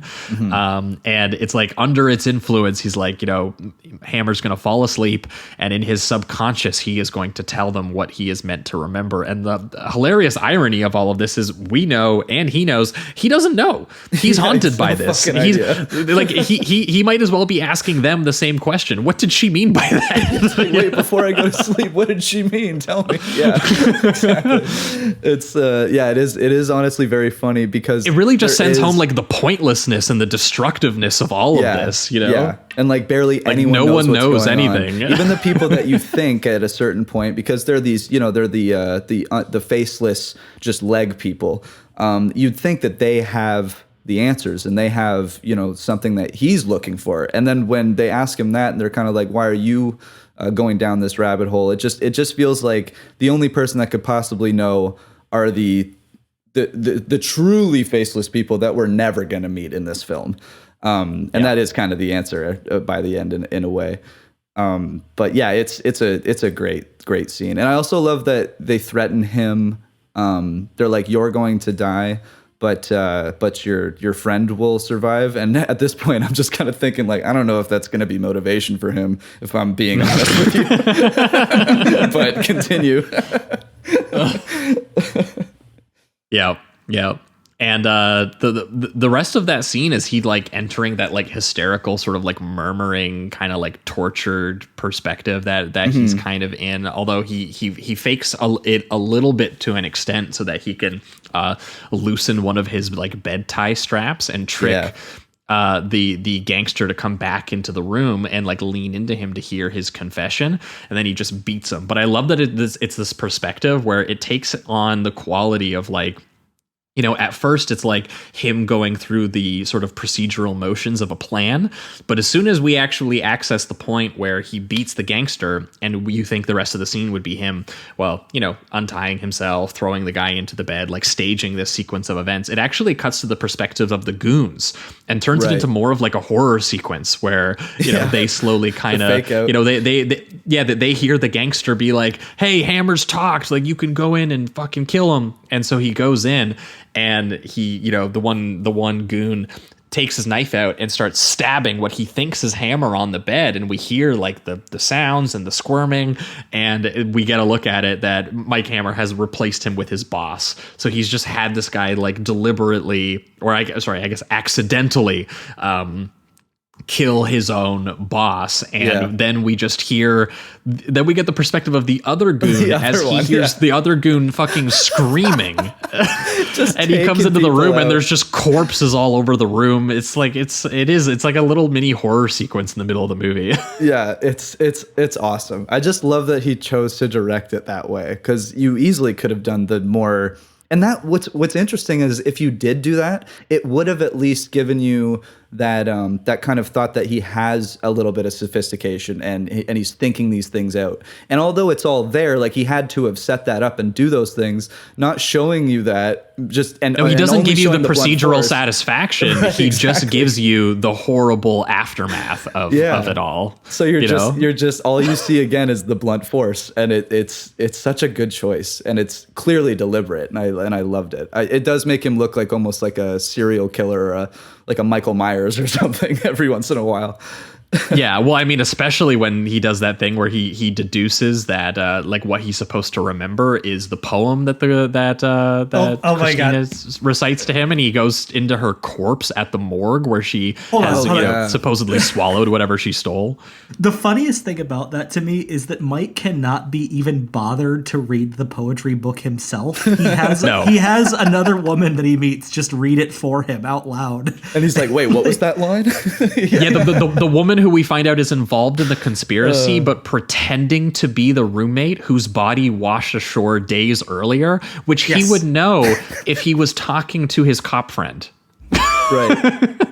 Which is like, again, he like deliberately being selfish and not working with anyone is actually like, you know, meaning that he's like walking around with a ghost, which is another great, obviously, image. But like, it's one of these things where he keeps shooting himself in the foot and putting himself into these situations. And when he gets to that morgue, and that one doctor has the gall to kind of be like, well, I have something clearly valuable here. You should pay me for it. Like, and he instead crushes his hands and just like gleefully tortures him and smiles like through grit teeth, you know, and like it's so the way that he directed this actor to scream is like the most blood-curdling, painful scream you've ever heard. Like, it's not just like, oh, my hand's being crushed. It feels like he really wanted to accent how much pain Mike is putting him through. He is There's so much screaming in this movie. and he's shrieking. It's a great detail, and I think it's very important. Another really funny thing about the actor that plays the mortician is as Mike is trying to figure out what the clue about the body is, every time he says a piece of the like what it's ultimately going to be, like as he's solving it, the mortician just silently keeps like nodding and smiling, you're getting it. I was actually, I put that in my notes when he was doing it, because I put in my notes not knowing what the next scene was, going, why is this guy not being helpful whatsoever? He just keeps nodding and laughing at the guy. And then we got the scene afterwards, and it was very funny to me. But yeah, totally. Yeah. And the key that he gets from the mortician leads him to a Sunset Boulevard athletic sort of like club storage locker that he has to slap a fucking clerk around to get inside. The slapping is so great. Just straight from like the 40s and 50s noirs I've seen where someone finally does get to that point of physicality. It's just grabbing the collar and smacking the shit out of them. It makes me laugh every time in the best way possible. Because, like, right away, the old man that he slaps around is another one of those, like, stock characters that thinks he's in a movie where characters talk more. You know, he's like, are you going to make it worth my... Oh, totally. That's a great way of putting it. Yeah. And he gets to the locker, he puts the key in it, and inside there is this iron box covered in a sort of like leather carrier that when he opens it, it glows basically sort of like sunlight or atomic light. And it basically melts a portion of his skin off. It's burning hot. And he's like, well, what the fuck is this? Is what everyone's after? Like, what the fuck is going on? And he's not getting any closer to anything. Like, even like, because Asha said too, one of my favorite things about this movie is that obviously so many noir characters are so driven by greed or, you know, driven by, you know, this sort of like valuable thing at the end of it. And it's so funny to get to the valuable thing. And it's just like this thing that hurts him. And he's like, ow, what the fuck? And he can't do anything with it. He has it's no not like a idea pile what of it gold. is. It's not a pile of drugs he can sell. It's like this thing that he doesn't understand the power of, and it just doesn't. He can't do anything with it. He's like, I don't understand. Yeah, it's great, especially just given that, you know, like we've said it over and over again, just how much power he has as a character. Instantly, once he has this, it's just like what has this search been for at this point? Like now I slapped, you know, half of LA to get here. And now this thing is completely all my useless friends to are me. dead or disappearing. It's all over this thing that I like. What can I sell this? Can I smoke this? I don't understand. Yeah. It's great for his type of character to stumble on this. It's just awesome. And it's like him experiencing an almost animalistic fear for the first time. Like he opens it for that split second and it makes that sound and it has that light and then he just shuts it. And like, yeah, it's the first time you really see him afraid of anything in a way that he can't comprehend. Yeah. Like this is unmoored his reality completely. Well, it's the only thing more brutally powerful, you know? Yes. Then he's like, I can't slap it around. I can't. I can't even wield it. Like he can't even use it as a weapon if he wanted to. It's so powerful. The only thing a weapon respects is a larger weapon. That's right. Yes. That's right. Well, and I love too is you know, police officer buddy who's like, you know, he's been slowly getting pissed off the entire movie that he's just been digging himself deeper and getting everyone killed and not actually helping them find anything out. And his line that he gets to where he's like, you know, now listen, Mike, you know, I'm going to pronounce these words, very harmless words, but, you know, their meaning is very important and, you know, try to understand what they mean. He's like Manhattan Project, Los Alamos, Trinity. and you know, and you're like, oh, fuck, this is fucking huge. I love how even Hammer, the character that we've been talking about, just like powerhouse, is like instantly, oh, okay, here's the key. I'm fucking done. I'm good. Like that what you just implied there is way over my head. Yeah, and it's when he admits that too, and he goes like, you know, I didn't know, you know, like I wouldn't have done this if I had known. And I like that his buddy is like, would you? Yeah. Would you have done any really? of this differently? Like, it sounded like you just wanted to slap some people around and you got your, you know, chance to do that here. And yeah, he's just totally like the movie itself throws his instinct back in his face because these are the instincts that a noir protagonist would usually trust. And they would actually end up solving the mystery, you know, getting some people arrested or killed, saving some people. These are all things that, you know, normally it's like, yeah, you being selfish or abusive or overly curious is, you know, something that, you know, the marker of a good detective in these movies. And in this case, it's like, no, you've just helped unleash an entire wave of destruction, which is, you know, totally emphasized in the like really, you know, all-timer finale of this film. Yeah. It always works out for a character like this in a Mickey Spillane novel. You're brutal and then everything works out and you're the good guy. Yep. Yeah, right. And this is also what leads to him finding out that he's been deceived by the blonde girl who was portraying herself as Carver, because the cop is like, no, we found Carver's body in a river like a week ago, so I don't know who you've been talking to. So not only did he stall all of this, he hasn't helped. That's such a creepy detail too. I like that line. That's like a horror movie line. Oh yeah, 100%. And he was, he had moments of like kind of intimacy with her too, which is just even creepier once you have those scenes again. But again, he's been deceived. Not only has he not been helping the case, but if he's probably made it worse, because whoever this person is probably after what he's been looking for. So he led her to it. Right. Exactly. So yeah, he's just fucked up so hard by this point. Yeah, and even the mastermind criminals don't even like get anything out of this. Like everyone goes down. Like that's what I love so much about this finale, is that it's this doctor character. We finally get to see his face after only seeing his pants and his shoes throughout most of the movie. He's the one who's been interacting with this woman who's pretending to be the roommate, Lily Carver, actual name in the film Gabrielle, and they get this box, and she's curious. She's just like, I got this thing for you, but like, can I get a piece of that? And I love all of these very ominous lines, like curiosity killed the cat. Pandora had a box who let all kinds of evil things out into the world.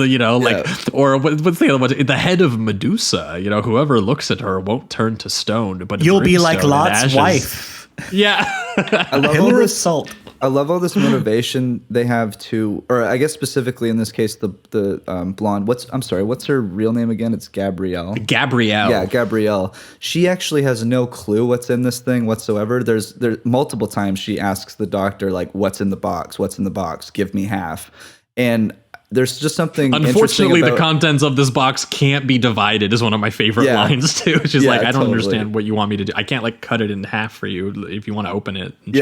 I just love that her motivation is for something she completely has no idea about or understands, and obviously that leads to her demise, kind of. But yeah, and she's just like Mike Hammer in that way. Oh, exactly. Totally. She has the exact same motive. Like that's just it. Her exact instincts are the exact same as Mike Hammer's, which is like, the noir hero and the villain are on the same wavelength of, ooh, shiny, valuable thing, Yeah. Well, exactly. and you have to ask yourself too, would Dr. Soberin have died if he himself was not compelled to be like answering in intellectual riddles rather than just saying it's plutonium,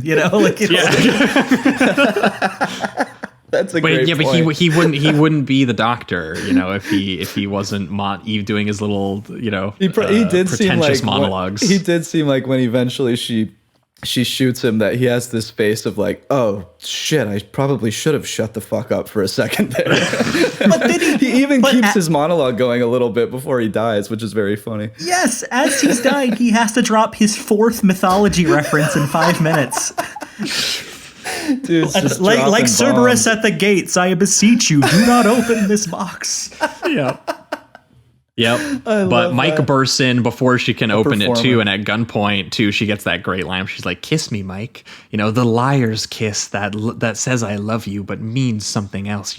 You're good at giving such kisses." Right before she, shoots him, and opens the box and just gets, like, as Jamie was mentioning, like straight up Raiders of the Lost Ark, like obliterated by the fucking box, screaming, burning alive, igniting in these sort of like apocalyptic flashes, just kind of like everywhere. And Raiders very much, but again Lynch for the return, for the nuclear stuff, and like it's a really, really unbelievable imagery where it really just goes full apocalyptic horror. Like, that's what happens if you open the box. It's just, that's the value of this thing, is that it just destroys everything. Yeah, and just speaking on the filmmaking itself, like at first it's like this bright light, and she's just screaming at the top of her lungs, like you can, she's feeling the heat and probably burning alive. And then they do this brief cut back to Hammer reacting, and then when they cut back to him leaving the room,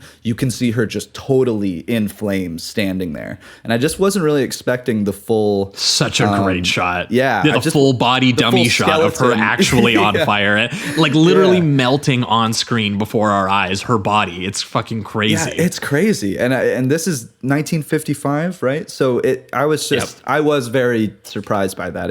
I haven't seen things like that in this era outside of like horror films. So to see it in a noir was just very, very cool. I really liked that.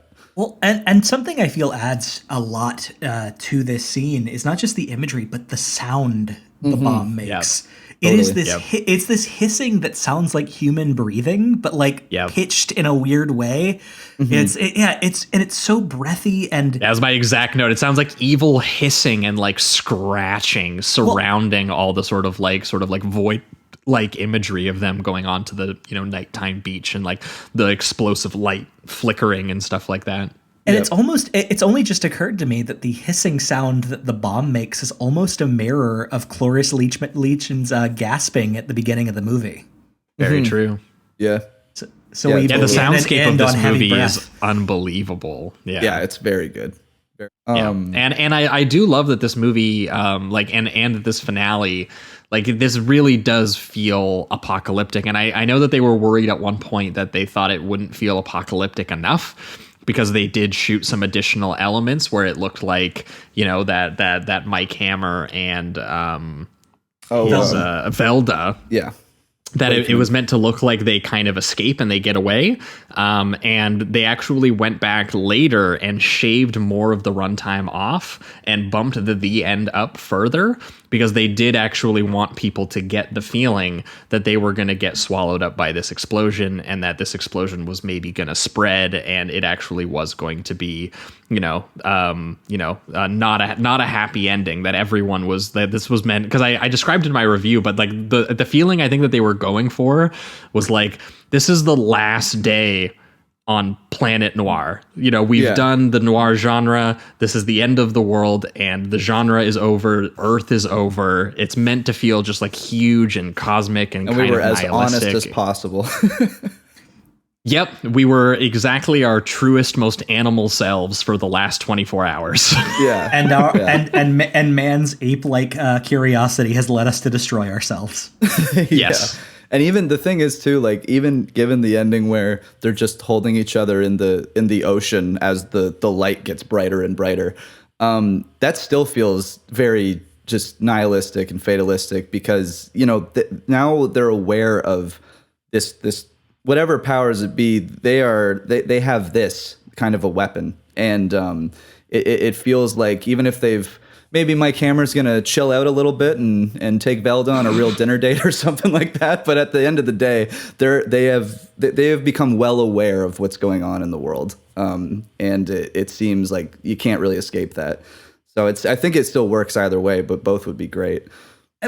Just ending on them staring in horror in the sea, like with the because it doesn't feel loving still. It feels like yes, he saves her. They are holding each other, but it feels like they're just looking at something that is so much bigger than them that they feel completely powerless and totally weak, and so it and kind of just hopeless. It feels like.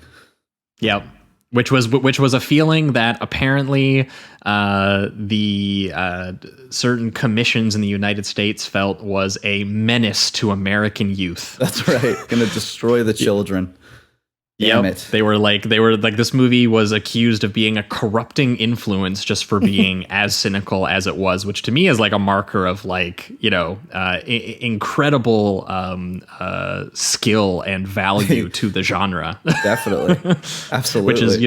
which is meant to be known for those kinds of qualities. And maybe if we are pivoting towards the reductive rating round, I mean, this one obviously has to get the 5. This was when I was deciding last year to do a top 10 of all time, this was my choice for sort of representing the noir, partially again because it feels like it's taking so much of the best of what came before it, and looking ahead at, sort of like the lack of future that kind of character has, that kind of mentality has. And, people have described it. This is like really feels like a lot of noir came out in the post-war era and really reckons with the, that kind of era. A lot of the noir detectives are veterans who killed people. In this case, though, this is a movie that feels like a sci-fi horror atomic age noir, like through and through. It's something surreal. It's something insane. Something that very much kind of pointed forward to where the genre was going. And while also being just, in my opinion, one of the bluntest and nastiest pure genre exercises just of all time. Aldrich just taking, and that works in, I think, admittedly, in the way that, you know, you would want a Spillane novel to work in some ways, where it is kind of lean, it's mean, it has like the pulp paperback sort of like detective fantasy character, you know, inquiring, but almost doing so in like the Tom Cruise Eyes Wide Shut inquiry, where it's like, you're not going to really learn anything here. It's actually really fucking scary. And everything horrible. that you're going to learn is just going to make you more confused and disoriented and alone. And it's going to make things worse for everyone. Yeah. And like that to me is that's such a crazy thing to come out in 1955. And to think that this is also like, you know, that they made the kind of like proto amoral sort of like Dirty Harry fascist detective character. And they made an incredibly bleak and sort of unromantic depiction of this character as someone driven by impulse and their own sadism and their own brutality, and on top of all of that. So yeah, for me, this is just like, you know, I really, really do take to the fact that they are referencing so much of noir in a way that you feel like you're watching a noir you've probably seen before, but there's so much visual and sonic choices that are made to make you feel like this is an unstable world. This is a half-remembered world, and it is breaking down, it is dying, and the noir hero is kind of responsible for it, and his sick impulses are what drove us to all of this. And, you know, not only is he unheroic and unproductive by the end of the film, but in order to satisfy his own curiosity and animal urges, like he has led to the end of the world. And it's such a fatalistic idea that's so inherent to the primordial version of a character like this, that first you tug at the thread and then the string and then the rope, and then the rope hangs you, which is just sort of one of the best descriptions of the movie that the movie Totally. gives you itself. It's incredible. 5 for me. Yeah. Honestly, I think I'm going to 5 it too. I was going to give it the Jamie 4, but I just like, sometimes after we have these conversations and everything's fleshed out, it becomes clear to me that I have like no qualms with this movie whatsoever. And it has really become, it's up there now. I think the other 5 with noirs, I think I've given a 5 to Double Indemnity. There might also be a couple others, but another one I want to rewatch is In a Lonely Place, because even though, you know, it's like we were saying at the beginning, it's a little bit more romantic, there is still kind of that mysterious, you know, there's the is he a murderer, is he not a murderer kind of aspect.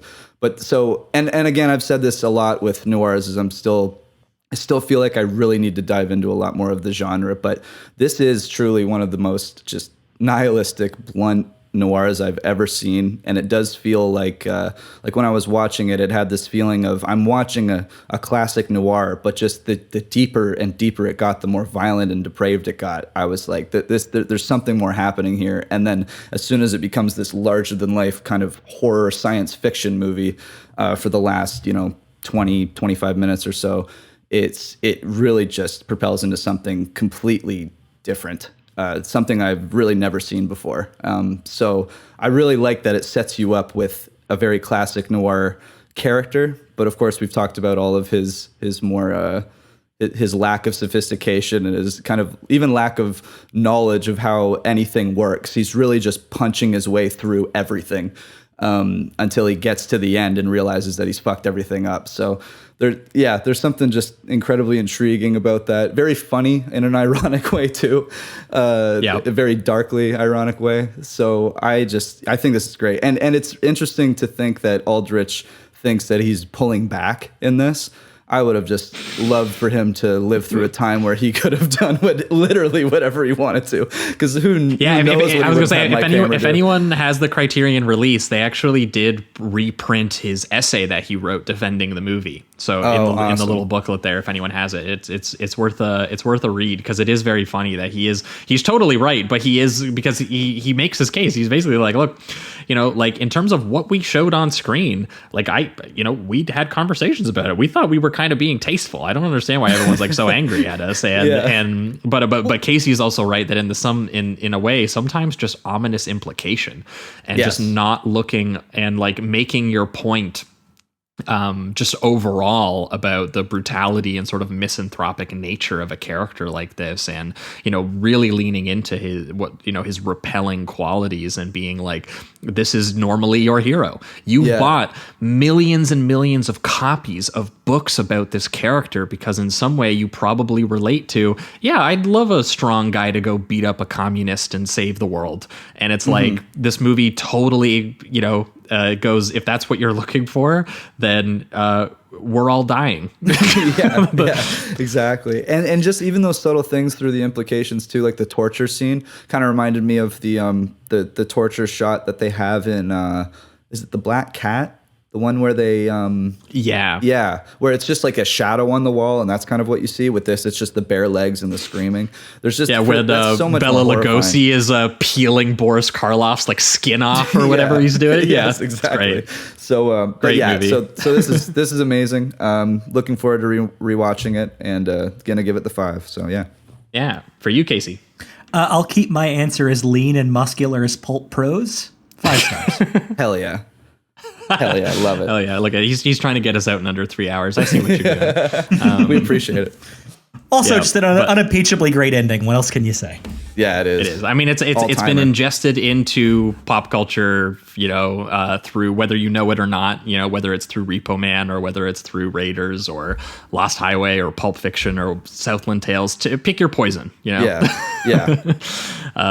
There's a reason it stood the test of time, and that is going to wrap it up though for Kiss Me Deadly. We're going to be right back, and we are going to be talking about a much more underseen movie, but in some ways an even more insane and at times inscrutable movie. We're going to be talking about The Man Who Stole the Sun. Stick around.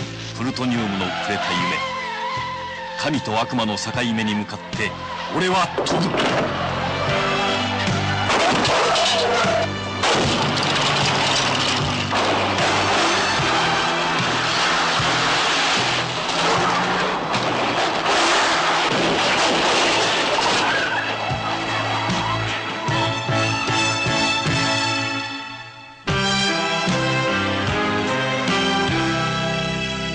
All right, we are back, and we are talking The Man Who Stole the Sun, the 1979 Japanese science fiction action comedy crime thriller. Absolutely, it is. And directed by Hasegawa Kazuhiko. You might be able to help me here, Casey. Yep, Kazuhiko Hasegawa. Kazuhiko Hasegawa. Gotcha. All right. And this is our first time, obviously, talking about Hasegawa. This film also co-written by legend of the show, Paul Schrader's brother, Leonard Schrader, who we previously talked about before, because him and Paul, one of the first scripts they ever sold was The Yakuza from 1974. A very good movie we've covered on the show. We've done another episode on, so you can go and check that out. Yeah. But Casey, we might need some help from you on the story of Hasegawa here. Yes. Because he only directed, by the looks of it, that I can see, 2 like feature studio Japanese films, but he had a previous career, by the looks of it, at Nikatsu, who we previously mentioned before for being the home of Seijun Suzuki, mostly firing Seijun Suzuki when he went a little too hard with his inky, kinky hitman movie Branded to Kill. But I guess he was like a Roman porno sexploitation filmmaker, from what I could tell. He worked on those films as he wrote a lot of scripts for Roman porno projects. Gotcha. He also trained under Shohei Imamura. So that was kind of his early experiences in film. It's true. The Man Who Stole the Sun is his second and last film as a director. Yeah. God damn. Crazy. He does, however, go on to be one of the founders of a 1980s independent Japanese film group called the Directors Company, which produced a lot of movies that I think will go on to be future Sleazoids canon when if and when they get picked. He kind of gave a lot of opportunities to young directors, including Kiyoshi Kurosawa, who helped as an assistant on this film. That I did read, which is funny. Apparently, specifically, Kiyoshi Kurosawa was the guy who throws money off the building when we see the money flying in the one shot, which apparently they did not get permits for, and Kiyoshi Kurosawa got in a lot of trouble for doing. There are a lot of scenes in this movie that they film in public without permits. That's what it felt like. I was Larry Cohen style, baby. Yeah, Let's I was go. wondering because specifically in the beginning, where it's just showing his like commute to work and things like that, where he's just on the subway and he's even traveling with a ton of people surrounding him upstairs. It's a really well composed shot, but I was curious if they got the permits for it or whatever was going on. No, Hasegawa is pretty willing to admit that he really didn't bother with that as much as he could avoid it. Hell yeah. So a little bit about the genesis of this project and how it came to be, because yes, it is co-written by Leonard Schrader. So Schrader and Hasegawa had met in the late 70s while Hasegawa was on a writing assignment for the Japanese edition of Rolling Stone. And all he knew about Schrader at the time was that he was Paul Schrader's younger brother. But at that point, Schrader had moved to Japan, had married a Japanese woman, had written Yakuza, so they got to talking. And something that came up in their conversation was that Hasegawa was born in Hiroshima a few months after the bomb had dropped. Yes, so, I did read that. Yeah. So and his mother had like lived there, obviously. Yes, and it was something that stuck with Hasegawa his whole life, that he had been indirectly exposed to radiation in the womb. Like that is an image in his mind that he cannot let go of. So months later, Schrader reaches out to him and goes, "Hey, I have this idea about a guy who builds an atomic bomb and blackmails the government to keep airing nightly baseball games on TV." Yeah, Leonard Schrader was like, "Hey, my brother made a really famous movie a few years ago called Taxi Driver, and it was about a homegrown terrorist who just like went fucking crazy sicko mode on everyone." He was like, "What if we had like a Japanese guy do that with an atomic bomb? And do you think that would make a cool idea for a movie?" While Leonard Schrader, as we mentioned previously on the show, was in Japan just dodging the Vietnam draft. Like that was why he was in Japan and why so many of the Schrader brothers projects came to be. He was just hanging out in Yakuza bars. He was watching, sort of like 60s, sort of like Japanese studio films. He was watching stuff like Sonny Chiba movies and, dude, the Schraders are so fucking cool. Yeah, well, and supposedly Leonard Schrader, I believe, was in the late 60s met Yukio Mishima as well, which is part of what got that whole project underway for Paul. Which also Kenji Sawada is in Mishima, I believe, and Hiroko the Goblin, which I found interesting because we recently covered that. Yes. Oh, there's a lot to say about Sawada, but he's so crazy. But one of the really funny things with this is that the idea that Schrader had kind of ended at he holds them all for ransom at a baseball game, just because Leonard Schrader thought it was really funny that Japanese TV had a hard out for baseball games where like they had to be over in time for the evening news. So no matter what inning they were in, it would just end. Yeah, like that was the thing back in the 70s. Apparently that actually pissed Schrader off so much that was literally why that aspect, that's like the motivation for the screenplay. Yeah, the character being annoyed at that is Schrader also being annoyed at that. And he was like coming up with ideas like, well, how would I get to watch the 7th, 8th, and 9th inning of the game? I know. He was like, what if I threatened to bomb Japan until they brought extra innings? Oh my god. And that was as far as the idea went when Schrader brought it to Hasegawa. And Hasegawa's answer to him was, he asked him what he thought. He said, "My answer is so stupid, so good." And that's how we started working together. Agreed. But he had also heard that the original person that Schrader had pitched the idea to was Dustin Hoffman, who imagined himself in the lead role. Oh my god. Would he still have been Dude, like in straight time Japan? era Dustin Hoffman too. Wow, I'm trying to imagine. Would it have been Dustin Holy. Hoffman in Japan, or would they just move it to America? Hasegawa didn't specify on that one, but he said curious. I was going. This takes on a very different socio-political context if it's an American threatening to atomic bomb Japan. Correct. Yeah. But thankfully, Schrader had remembered Hasegawa's story about being from Hiroshima, and months after the bomb. So he brought it to him, and they ended up collaborating and co-writing it into something much greater. And that's how one of the other funny things about this too is that Hasegawa had said that Hasegawa was the one who pitched the idea that the main character should also be exposed to deadly amounts of radiation, because he's like, Schrader's idea was kind of a lighter comedy film, and I told him we need to make this a comedy but really messed up.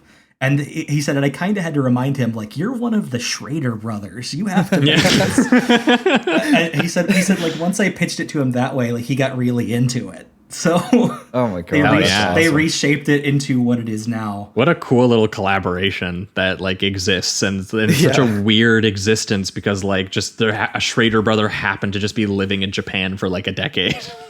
Yep, and just was mad that he couldn't watch all of baseball. I love it. Yep.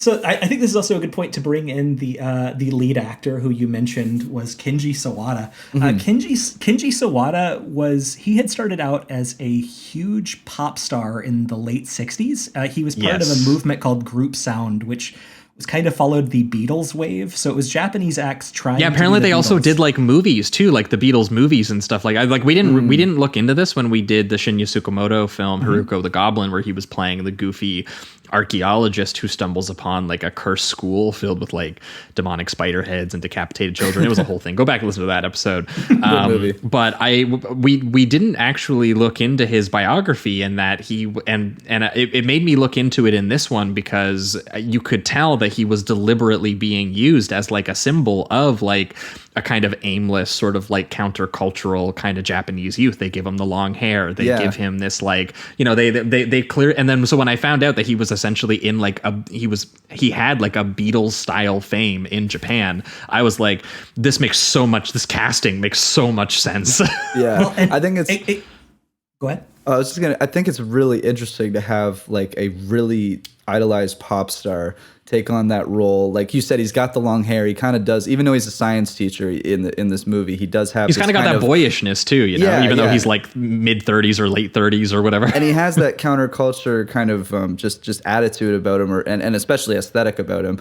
And then you have him do things like teach the kids how to make atomic bombs and all of that. It's really awesome to actually have his history as an actor in there too, just to give more context. It's very funny that way. Well, and this movie comes out during his like great period of career reinvention in the 70s, where he breaks away from his band, the Tigers. He goes solo, and he becomes a more flamboyant figure. He starts wearing makeup. He starts dressing really eccentrically, and that brings him a completely. I heard he had new kind of crazy attention. stage routines. Yes. Oh yeah. Any just examples? Lots of bizarre stuff.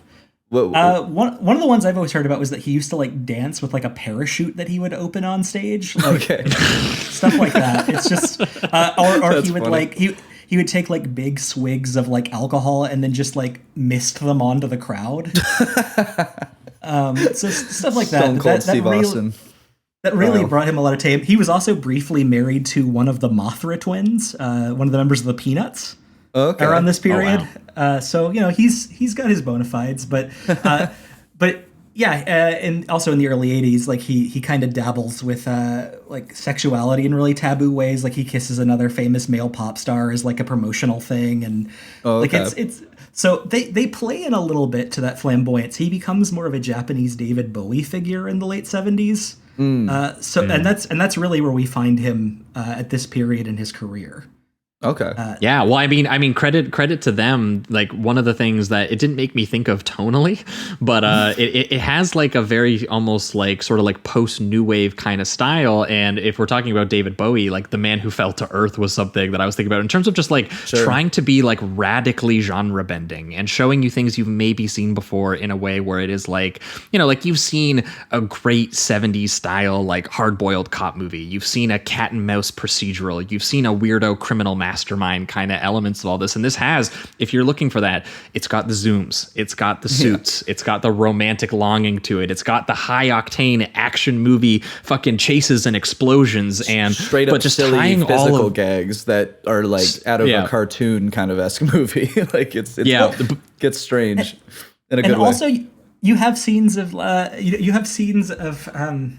Sawada like dressing as a woman to disguise himself and he's and master of disguise mode. He's and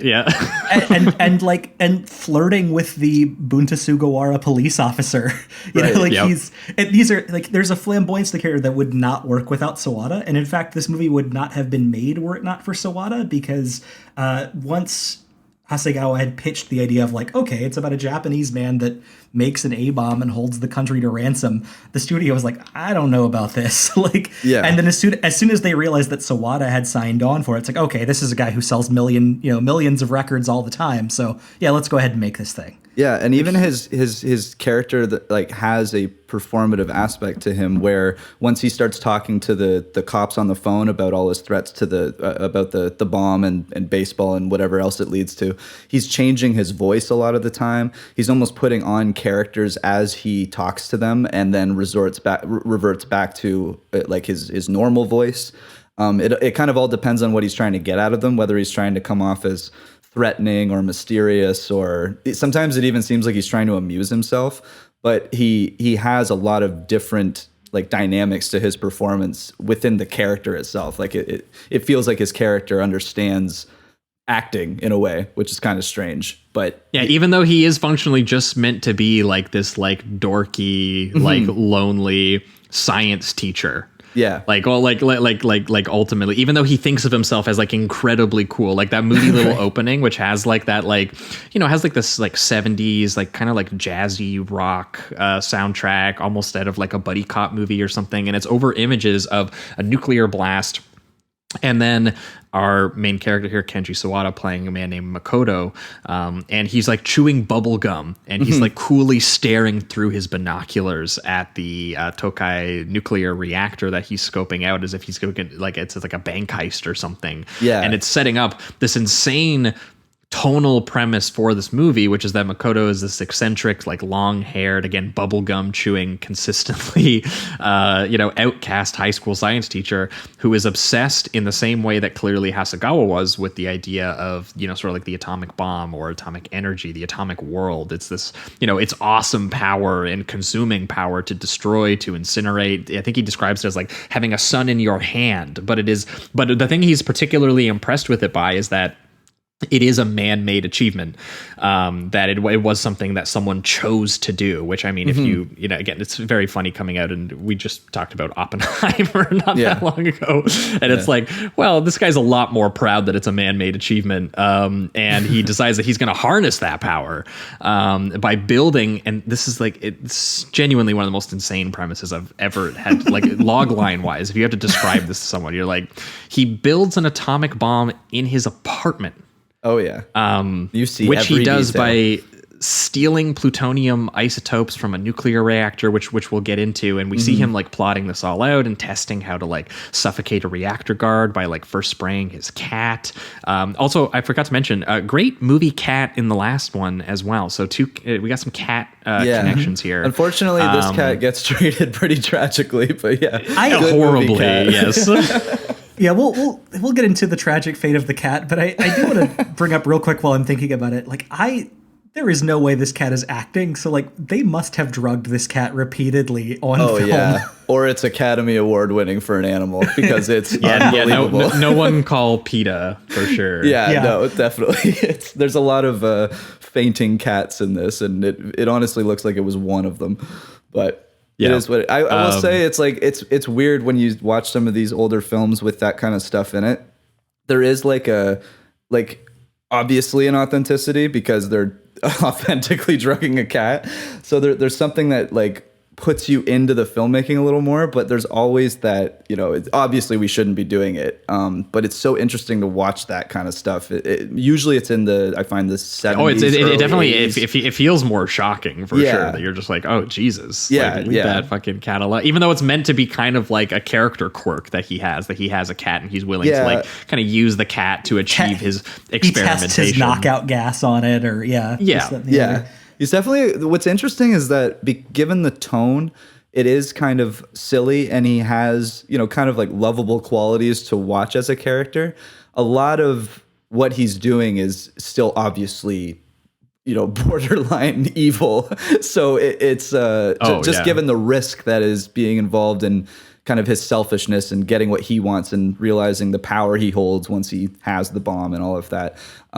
It's just interesting to balance the thing, because he's still a character that you kind of want to like as you're watching him, but really, he's playing by an incredibly charismatic and sort of like likable actor, right? But the point of this is obviously that he's very attracted to this corruptible thing, and it literally poisons his mind and his body in order to, and he becomes more extreme and kind of more violent as it goes on. And it does feel like, in Schrader style, it feels like, it's satirically looking at this idea of, characters in intense isolation and sort of like violent feelings, the way that they think about authority, the way that, how hysterical this character gets. But obviously it's incorporating, some pretty unique and violent kind of Japanese history into that as well. But ultimately this is a movie about a character who, as Hasegawa, said that he kind of felt himself like a character who feels like they were already radiation poisoned. And now, the world is kind of he's helping the world kind of catch up to them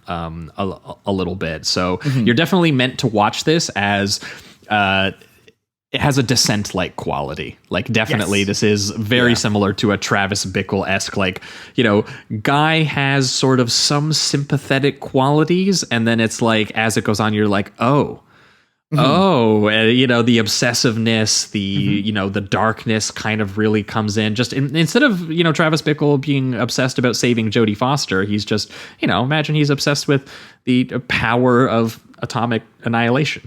Well, so another reason I think this pairs very well with Kiss Me Deadly is that it, just like Mike Hammer, like, there is a drive to accomplish something without knowing what the goal is actually supposed to be. Like, this one is a lot more humorous about that aspect, though, I find, which is funny. Yes. Which I think is like is great, because like we'll get into it, but like by the time when he eventually makes the thing, his first thought is like, oh shit, I made the thing. Yeah. I didn't actually get further than this. I didn't actually think about like what does one do with the thing. Like, what do you do when you have this much power? And just like Mike Hammer, people keep asking him, "Why did you do this? Why are you doing this?" He doesn't. He does not have an answer, and his answer doesn't matter. And that's what's funny, because the answers technically are like two things, which is basically the baseball thing that we've already discussed, which is just so funny that it's like you get this all-powerful even though it weapon, feels more like happenstance, right? Like, it felt like more like he's like, well, that's something that annoys me. Maybe I could like force them to stop doing something that annoys me. But it does feel like it just kind of, it was an impulsive decision on, I guess I could make them do something. Right. It just feels like such an everyday man's motivation to use that kind of power and be like, this is what I'm going to get out of it. And then I like later, another example is he wants to get the Rolling Stones back in Japan because Keith Richards because of drug possession, he's not allowed there. And they're like, no, let him in so we can watch the Rolling Stones. It's very funny. Well, and in the baseball case too, it's very clear that like once he gets it, like he's almost immediately not interested in the game anymore. He doesn't even like he turns his back to the TV and just feels good about having made just them accomplishing do something. it. Yeah, totally. And just to bring up real quick the Rolling Stones issue, this is twofold. One is that, and this is true to this day, entertainers in Japan who are caught with any kind of drugs, including marijuana, are considered persona non grata and blacklisted from the industry. So if you are a foreigner, you are not allowed to come back into Japan for any reason. It does not matter how rich or famous you are. And if you are from Japan, your items are your music is removed from stores. You're done in the business. Like, it's just that's wild. So that is not rock and roll. So what Japan needs is a dangerous gun wielding hijacker to come in and say, "Let the rock stars do drugs." He is a hero. And it is funny, by the way, because Hasegawa mentions that one of the reasons he tried to do this was because he actually wanted to see if making a movie would make Japan let the Rolling Stones into Japan again. That's awesome. That's awesome.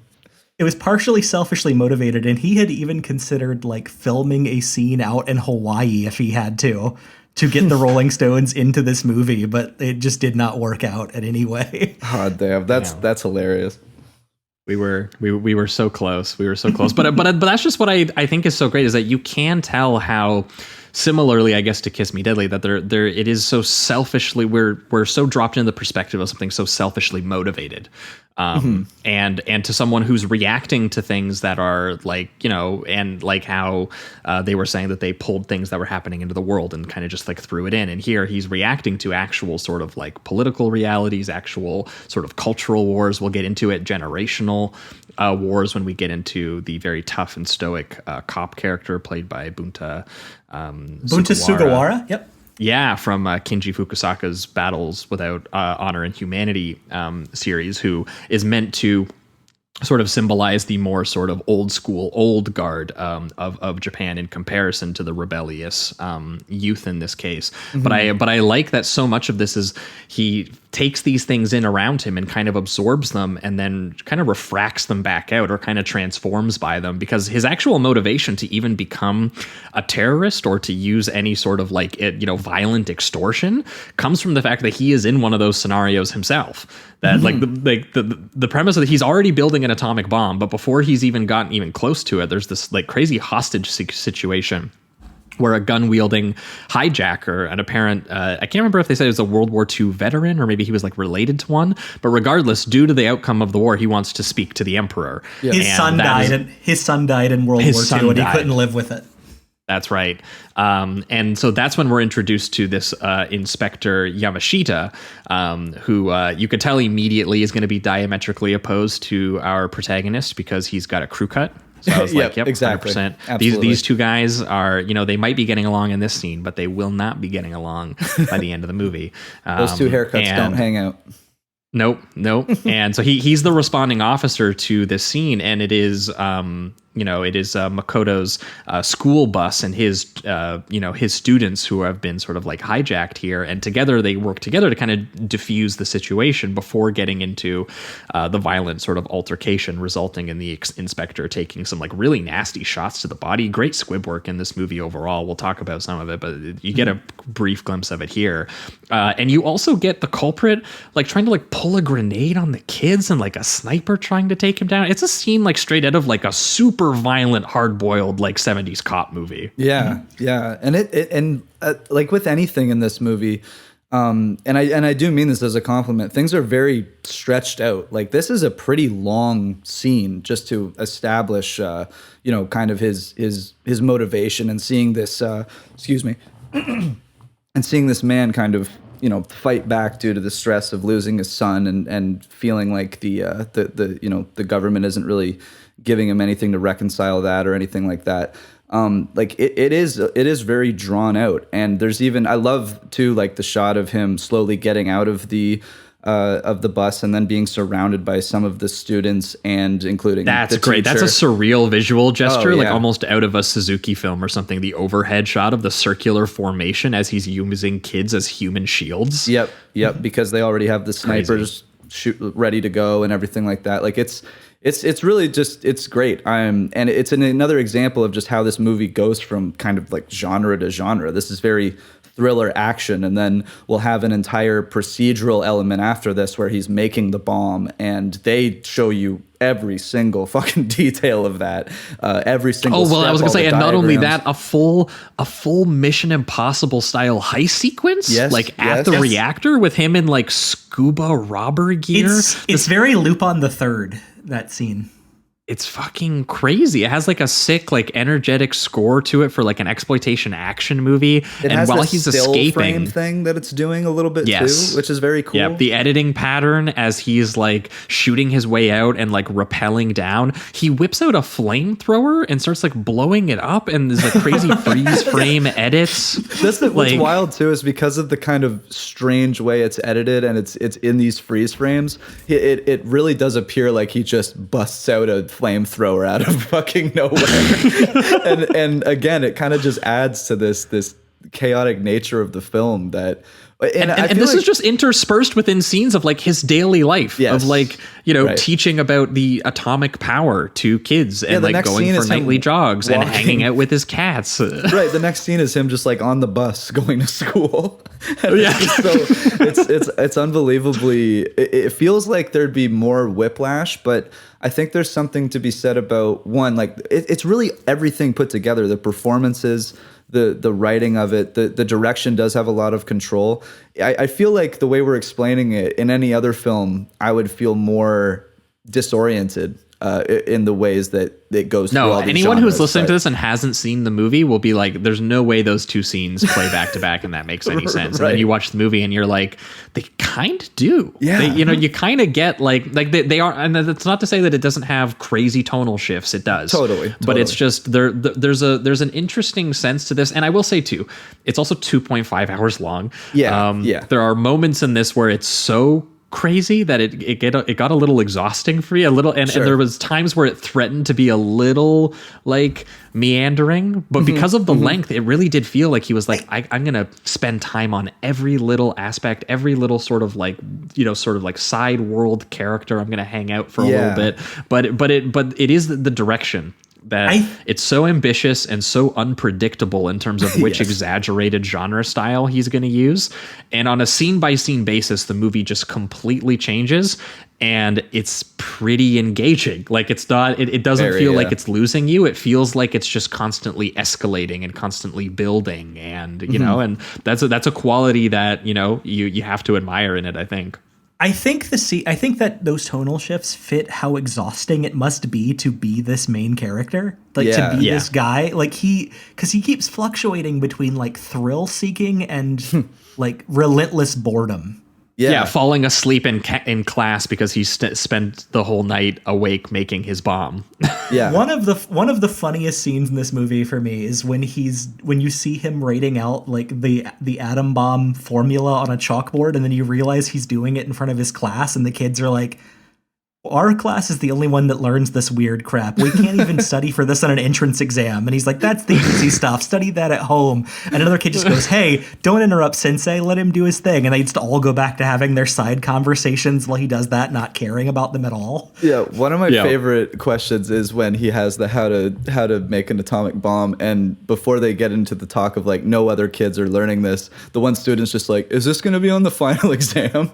And the thought of how to make an atomic bomb on the exam is just really humorous to me. So I really love all the shots of him snuggling his bombs in bed and hanging out with the plutonium, and because the way he treats it, it's the same way Travis Bickle pointing the gun at the mirror at himself, which he actually also does in this film, but that's how he treats his like homemade warheads, which he makes in these series of incredible, like wordless, sweaty, intense, and at the time, from what I understand, pretty controversially detailed sequences of him building these bombs in a spacesuit in like this pink and purple blue lab in his apartment. Yeah, I mean, they felt at the time, the Japanese censors, I think, felt that it was borderline instructional in terms of like maybe not building a literal atomic bomb, but building a functional bomb. Yeah, like you definitely need to know a little bit of the knowledge in between each step that it takes, I would imagine, and maybe like what materials, but I feel like if you had a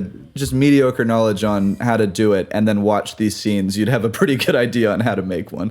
It's they're treated like the bomb diffusing sequences in like the Hurt Locker or something. Like it's like heavy breathing. It's like twitchy hands, that could explode at any second, but with like the absurdity of the situation still kept in mind throughout. I was watching this by myself and I was dying laughing at the shot of him putting the materials into just his like home oven and like cooking it like a roast while he like watches baseball and drinks beer, and he's like not even paying attention to it cooking in the background. And the oven just instantly explodes.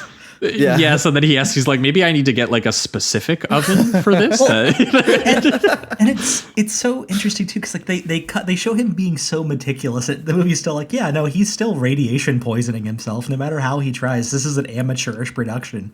Yeah, that's the thing too. Well, he's a scientist ignoring all of the science, which is set up in that line when he first meets the cop too, where he's like, "You're a teacher?" He's like, "What do you teach?" Science. He's like, I don't think science is going to help us right now.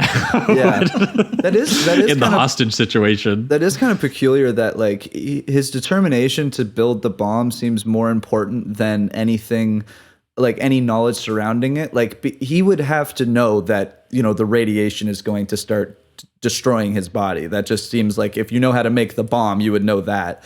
But he just doesn't seem to really care. And at first he seems shocked when he starts to like lose his hair. There's a couple scenes where he looks at his gums that are like bleeding and kind of deteriorating. And eventually it just it gets to a point where he seems like he's getting used to it and almost embracing it a little bit. Like he likes the part of that was, in my opinion, just like as much as his body is degrading, it is meant to be, I think, a depiction of a psychological degradation as well. That it is just like he's slowly going insane with the obsessive mission, and it is causing him to ignore like basic things you think that he would understand, which is like the science of what hanging out next to what snuggling an atomic bomb in your bed would do to your body. Yeah, exactly. Just like logistically, Yeah, exactly. And also speaking on kind of the genre bending that it does, I really do like when things start to fuse together. Like anytime they present the cops, obviously Yamashita, it's very, kind of a still camera. It's just guys in suits talking in these really rich looking offices and things like that. And then all his scenes with his cop buddies almost look like out of like the hostage situation in like High and Low or something. Yeah. And then as soon as he calls them, it's kind of a mix where it goes back and forth between him and his apartment kind of being almost a kind of putting on a character just for the cops. Like I said, he's using voices back and forth and things like that. But then there's the very stoic cop scene, and you just have more of a kind of a stationary look at them, and they're very just kind of boring men and all of that. Yeah, well, I mean, it's worth noting Bunta Sugawara, like an all-timer screen presence for just like very tough and very strong. Very very serious, and there is something to be said about having such a serious character have to interact with such a ridiculous character in concept. Like it is actually like Bunta ends up being actually incredibly funny. Because it's like, imagine Dirty Harry having to try to like keep his cool while like the Scorpio killer is like the Japanese David Bowie being like in drag, being like, I'm going to blow up everyone unless the Rolling Stones play. Yeah, exactly. Like it's such a inherently ridiculous situation for him to have to keep a straight face through. It's incredible. Right. It's hard for him to be the straight man and to appear so cool and so collected and calm. Like when just absolutely ridiculous cartoon characters are threatening you. And I love that contrast back and forth. Yeah, here's a man dancing around to Bob Marley's Get Up, Stand Up as he's just built an atomic bomb. And that he's imagining himself like a fetus inside of it, like a little world that he can like hold in his hand. Oh, yeah. What crazy imagery. That shot is wild. And I love, too, that it just gets brighter and brighter. Like it's like the bomb is kind of taking over his personality a little bit. It's taking over really everything. It's just such a powerful weapon. And that's as he's dancing and singing into this pseudo microphone. It's and again it comes right after he's done the whole really slow, sweaty procedural thing, and then all of a sudden he's back to his kind of cartoonish performance, and yeah, it's awesome to watch. Bunta Sugawara's casting feels very critical too, because as a contrast to hello? Oh, yep. Okay, sorry, it went so quiet that I wasn't sure. Okay. Oh no, sorry. But yeah, Bunta Sugawara's casting feels so critical because, well, one, he's playing against type, because he's usually cast in the Yakuza roles. But here in the late 70s, he gets to play this hardline cop. He he is this like stoic, very traditional, masculine Japanese man cast against, the Japanese David Bowie, as we said, this sort of flamboyant, disaffected youth. So that contrast becomes very important. And it's also a fun part of the plot, too, that comes up a few times, which is just Sugawara going like, why did you choose me? Why? Like, not knowing that it's Sawada who he met on the bus thing. He's like, why did you even bring me into this? I'm a homicide detective. I do not belong on this case at all. Yeah, most of this movie is him being like legitimately just being like annoyed at how like tedious this case is. And being like, why do I have to talk to this insane man in his atom bomb? I don't give a shit. Let me solve like a grisly murder or something. Let me viciously take down like some guy who wants to talk to the emperor and is holding kids at gunpoint. I'm more comfortable there. Yeah, I think it's like it feels more important to him in some regard. And it feels more, I guess real, because even though this guy is threatening, just an unbelievably powerful weapon, his motivations, like we've said, with what he's saying to him over the phone, baseball, blah blah blah, is just so silly. So it's like he's dealing with a real threat. He can absolutely feel that. Like, this guy is going super villain mode, drunk with power over like this leverage to extort and ransom the city of Tokyo that this bomb gives this very lost, like lonely, kind of insane guy, and who doesn't even know what he wants to demand. Like, again, he's doing things like dressing like a pregnant woman so he can plant a bomb in the bathroom and call the cops on himself. He's blackmailing the inspector that he supposedly like befriended during that hijacking and that he's receiving an award with in the middle of this. That's hilarious when they go to receive an award together, and you can practically see him like smirking, being like, "What's going?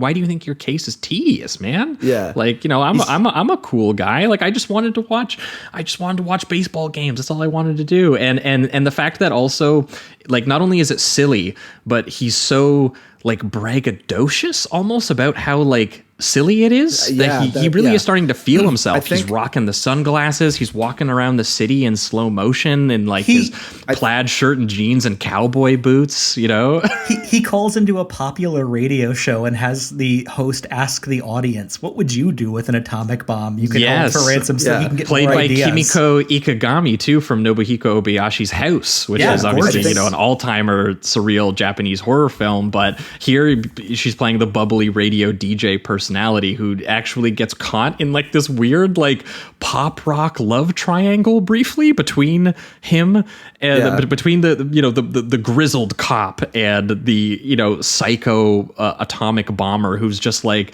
who he gets the idea for the Rolling Stones things from her show too, right? That she's like doing a radio show segment about it's like, welcome to the A-bomb corner, who has any weird he's like a little micro celebrity. They're like, who has any like weird requests for the atom bomb guy, and all these people are like, I like the one guy that's like, I wouldn't do anything because dreams are better if they're unrealized. And there's another guy just like, I would just blow it up and see what happens. Like, I'd become the leader of a biker gang. I'd move to Morocco.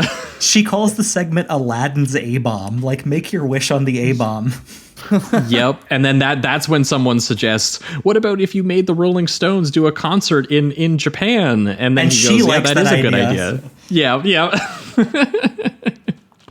Get us a Rolling Stones concert, in between like a montage of like the inspector just like brooding in his office, or like, he basically thinks of himself as like Al Pacino in Heat. He's like working day and night practicing at the shooting range. Meanwhile there's this like, he's hunting this sick atomic bomb freak who's, trying to ensure this like mutually assured destruction between the two of them, essentially. Yeah. Well, and Sawada is interesting too. Like, I think if modern viewers watch this movie, like the way Sawada presents himself when he's talking to Sugawara through the phone, like he talks like the way a 2023 anime villain talks now. Like he's giving himself a gimmick. He calls himself number 9 because he's like, there are 8 nations that have nuclear bombs, and I'm the 9th, so call me number 9. And awesome. When he calls the radio host Zero, her name is Zero. He's like, yeah, I'm number 9, the number next to 0 on the phone. God, so cool. Smooth, he's man. So sick. Holy shit. What an aspirational character. He's getting put into the canon. I do love that thought of him just being like naming all the nations with this power and him saying, I am now the ninth person just as an individual. That is kind of that's a gangster ass line. It is. And it's such a but his like braggadociousness in those moments is such a great comparison to how pathetic he is outside of it. Totally. Totally. But the second the radio host gets a glimpse of him, and he's literally like, I'm walking away. I'm out of here. I can't deal with this. I can't deal with this attention. and it's amazing too, because there is a scene later in the movie where like he says, I am number 9. And then there's a scene later where you see these Japanese government guys standing next to the Japanese flag, and one of them looks like he's saying a line. He's like, individuals shouldn't have A-bombs, only nations should. And as he says that, he turns and looks directly into the camera with his hands on his hips. Like, it is such a deliberate thing. One of my favorite things is when he starts to get actually paranoid about being close to being caught. And there's this one moment where he thinks that he's almost caught, and he runs around the corner and just starts sprinting away because he really feels like he's in that moment. And some guy like sneaks around him and kind of scares him a little bit. And then it ends up just being a dude that he owes money to. And because I'm coming of that, to collect, bitch. Yeah, exactly. And realizing that he's not in any trouble anymore, he like instantly reverts back to his I have power again and just starts openly mocking the guy and just being like, nope, no money, ha ha ha, just laughing. He's like, around. Dude, I don't owe you money. I'm the atomic bomb guy. What do you mean? I could just blow us all up. Money doesn't mean shit right now. Yeah. It's all so of our debts disappear. It's so interesting how quickly he goes from just totally terrified child to I'm the all-powerful number 9 again. And same deal when Zero is following him, being like, she starts to notice that like the person who she keeps getting phone calls when there's a guy on the payphone sitting like across from her, like outdoor public, sort of like radio DJ session, and she's like, I wonder if it's like that guy who's calling me. So she follows him, and at first he's very concerned. He's like, oh my god, she's figured it out. She knows who I am. But the last time she peers around the corner and he's got his hands on the building and he's literally sticking his ass out. And he's like, hey babe, he's like, got a boyfriend, lover, sugar daddy, gigolo, God, he's cool. Hasegawa also said that Kiyoshi Kurosawa wrote the scene with the building. Like that was his idea. Of like, of like him flirting with her by going like, I'm holding this whole building up. You got to come over here and help me. What a lie. Kiyoshi Kurosawa's used that one for sure. He's like, trust me, this works. This is a really smooth line, boys. Oh, yeah, man. and then obviously like leaning into like the macho, like, sort of, where he is the opposite of the detective, where he is like the macho criminal, and there's this gorgeous image of him like making out in front of like the blood red sunset right in front of her, and I think she at that point pulls at his hair and she pulls a little bit of it out, which is some of our first indications that he's starting, his health is starting to go by the wayside because of this situation. But then he also just like throws her in the lake and walks away, and I guess he thinks that's really cool, and he walks away in slow motion framed against the sunset. He's like, this is the sickest thing a dude has ever done. It's that duality to him. It's like exciting that he got the most popular DJ in town, but also he's already bored of it as soon as he gets it. Yeah he's truly drunk with atomic power. And I love too that it's residual, right? Like it actually does start to affect her, where she gets brought in to identify him, and she's obviously super pissed off at what he did, but at the same time she doesn't want him caught. So when they actually pull up like images being like, was it this guy who attacked you? Was it this guy? She actually doesn't turn him in. I am so curious if like the way that they showed her the photos was an actual method Japanese police did, because it seems like such a strange way where it's like, all right, we're going to mix this guy's hair, this guy's eyes, and this guy's mouth and keep switching the body parts until we get our guy. Yeah. I was like, if that is a method, that's kind of wild, honestly. Yeah. We call this the Mr. Potato Head method. Yes. we're gonna get to the bottom of what this guy looks like. He's out there. We're gonna invent a guy real quick. And the important thing about him detachedly throwing her into the river is that it worked. Like she falls in love with him enough to cover for him and counts all the hairs that she yanked out of his head and keeps them. Yeah, She's there like, is something. I took 36 hairs from you that day. Oh, There is something that she clearly finds like strangely attractive about him. It's the confidence. It's the confidence of a man with an atomic bomb. and Fellas, I this can't is the kind of imagine. confidence you need to radiate. I can't imagine that kind of confidence. Oh my god. well, and I guess looking like Kenji Sawada in the 70s helps. That but- helps. Yeah. Totally, that flow is unbelievable. Yeah. But what's funny too is that basically the rest of this turns into like more of like a procedural kind of like manhunt for him essentially, while he is in a series of hilarious disguises with like fake facial hair. He's hiding out at one point in a guerrilla filmmaking style, like in a communist party like parade. Which is clearly they did not get permits for that. It makes that whole scene feel like a pulpy, like conspiracy, like assassination thriller. Like one, I was reminded a little bit of like Eastwood running around in The Line of Fire, which we covered not that long ago. But also, Jamie, you might have thought this too. Larry Cohen's God Told Me To. That whole section where he guerrilla style filmed it during like the police parade in New York or whatever. That's what the sequence kind of feels like. Oh yeah, 100%. It has that kind of chaos to it too, a little bit. One thing that I really find funny is when he gets to the parade and he calls them, and basically it's just like, come investigate. He's just like, come here and almost look for me. It seems like he gets really cocky by this point. Well, I was gonna say I actually struggled to start keeping track of his plan after a while. I wasn't sure if it was meant to completely make sense or not, because I know he's got two bombs and one of them's active and one of them is like it has enough radiation to read as having radiation, but like it's not like he couldn't actually trigger it as a bomb, and he's kind of like tricking people by using both, and I think closer to the end he has sort of started trying to actually ransom the city for just like money, like actually going like Bond villain mode and being like, what do guys do with this power? Cash. But then the money isn't even for himself. Like he just goes, throw it into the city and let them all have it so I can run away cause again. a riot in the parade. Yeah, it's just another game. And it's interesting when you say cause a riot in the parade too. They have that conversation eventually when he speaks to Yamashita on the roof, and this is just kind of connected, but he says that they set up the Rolling Stones concert just to entrap him, and that they'd have no plans of actually having the band or anything like that, and they are knowingly going to cause a riot to get this guy as well. So it's just like he's created chaos really either way at this point.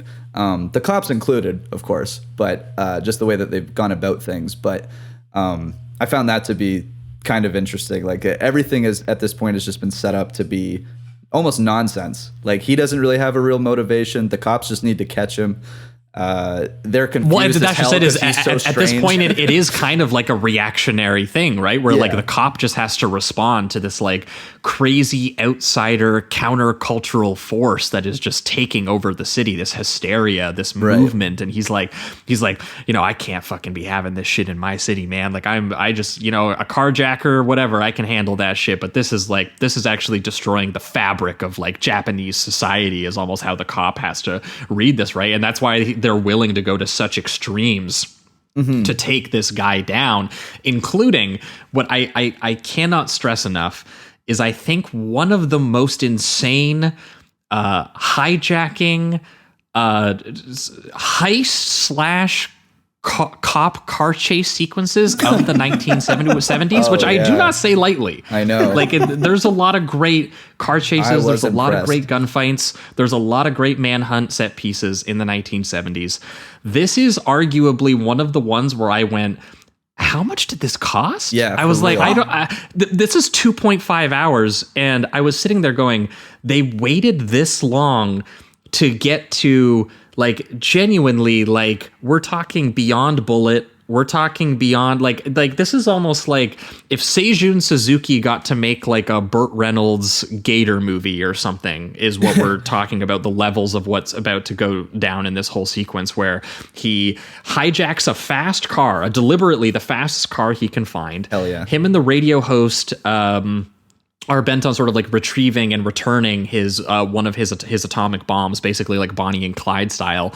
They break into a police department to steal it back, where he's full guns a-blazing in a monster mask, which then triggers the cop car chase, where they start following them through the entire, and it's full helicopter shots of the city. They're swerving, it's beautiful, flipping.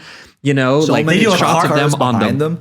There's like 20 cop cars just like following them the whole time. And the girl at one point is going through the rooftop doing like a report of some kind or whatever. And like, it is such a wild image. It's amazing. There's shots from the point of view of the helicopter. There's shots from the point of view of the car looking up at the helicopter that's like driving kind of close. Like, it's just, it's one of the most like hysterical and like insane cop car chases that I've seen, and results, and we'll get into like, some actually insane stunts, like some explosive fireball shit, cops flying over vehicles, being absolutely ripped to shreds. It's crazy. A car being decapitated in a way.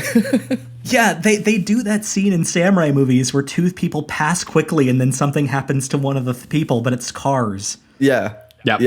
Yeah, it's. I think it happens to Yamashita's car. So he has to he does the classic. This is kind of out of like a fucking cartoon or a more animated action movie where he ducks and the whole roof is just taken off, and then he comes back up and he's fine, and he just continues on with the chase. He's just driving a convertible now. But you're watching something that comes from it looks like just a very authentic, grounded crime thriller, but you have things like that still happening in the midst of it, and that's been the whole movie, but they just keep finding different ways to do it. It's really impressive.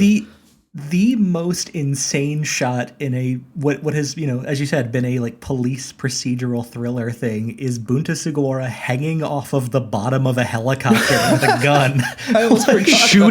shooting at the flipping car that Kenji Sawada is in down the hill. Oh my god. You're like, dude, he's crashing already. you're gonna shoot him while it's actually not gonna even help you very much. It's like he's just dangling from the edge of the helicopter. And this is after Bunta already crashes and then runs away from an exploding vehicle. And the moment he does that, the helicopter comes down and he's like, all right, now I'm on the helicopter. I'm riding the helicopter. Yeah, it legitimately reminded me of in Branded to Kill, when is it Joe Hishida is the actor in that?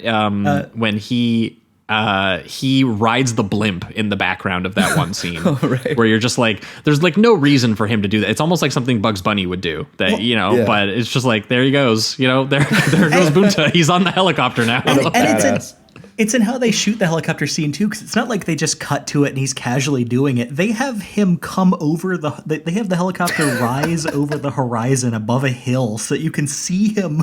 Like, it's a dramatic reveal of him dangling. Yeah, it's still so cool. That's the thing. It's so over the top that there's obviously some silliness to it, but it's also so fucking badass.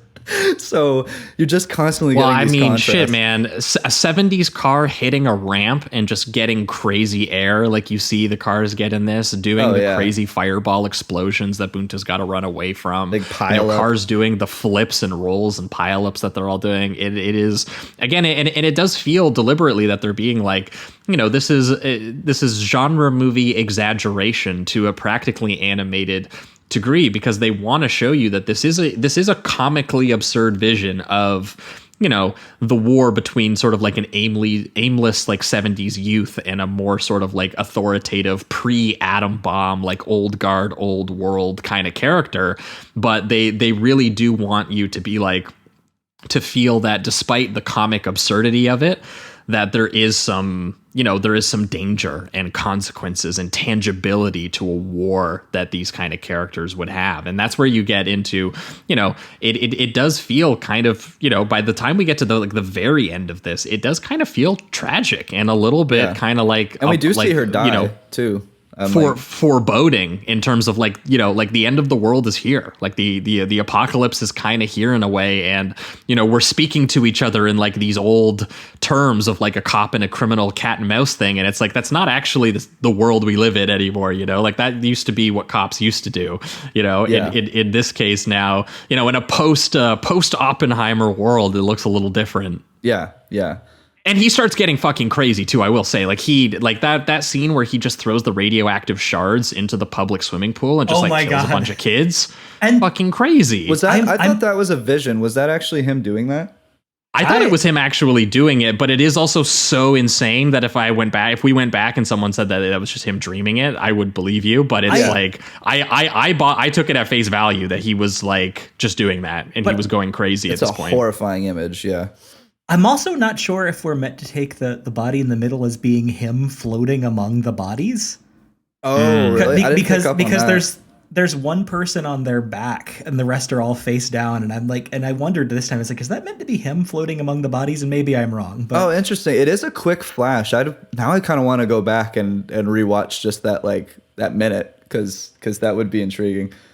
But yeah, that stood out to me. That scene where it just flashes back and it's nothing but floating bodies, like instantly, is terrifying. And that image drives him to be like, I'm going to go to the Rolling Stones concert and take my bomb and I'm gonna fucking blow everyone up. You know, it's like this is the mindset he's in. Yeah. Well, as he's poisoning the pool too, he keeps yelling, "Get out of the pool!" Almost like he's trying to give them a second to save themselves. But he's saying that after he's done it. Right, I feel like he's at the point in his mind where he knows that he's gone too far, but he still would like to go back a little to warn people so that they could be saved, but he's too far gone. So the next scene or the next shot that you get is of all of the dead bodies. Like he's like, get out of the pool, but it's just too late. It's not going to happen. He's gone way too fucking far.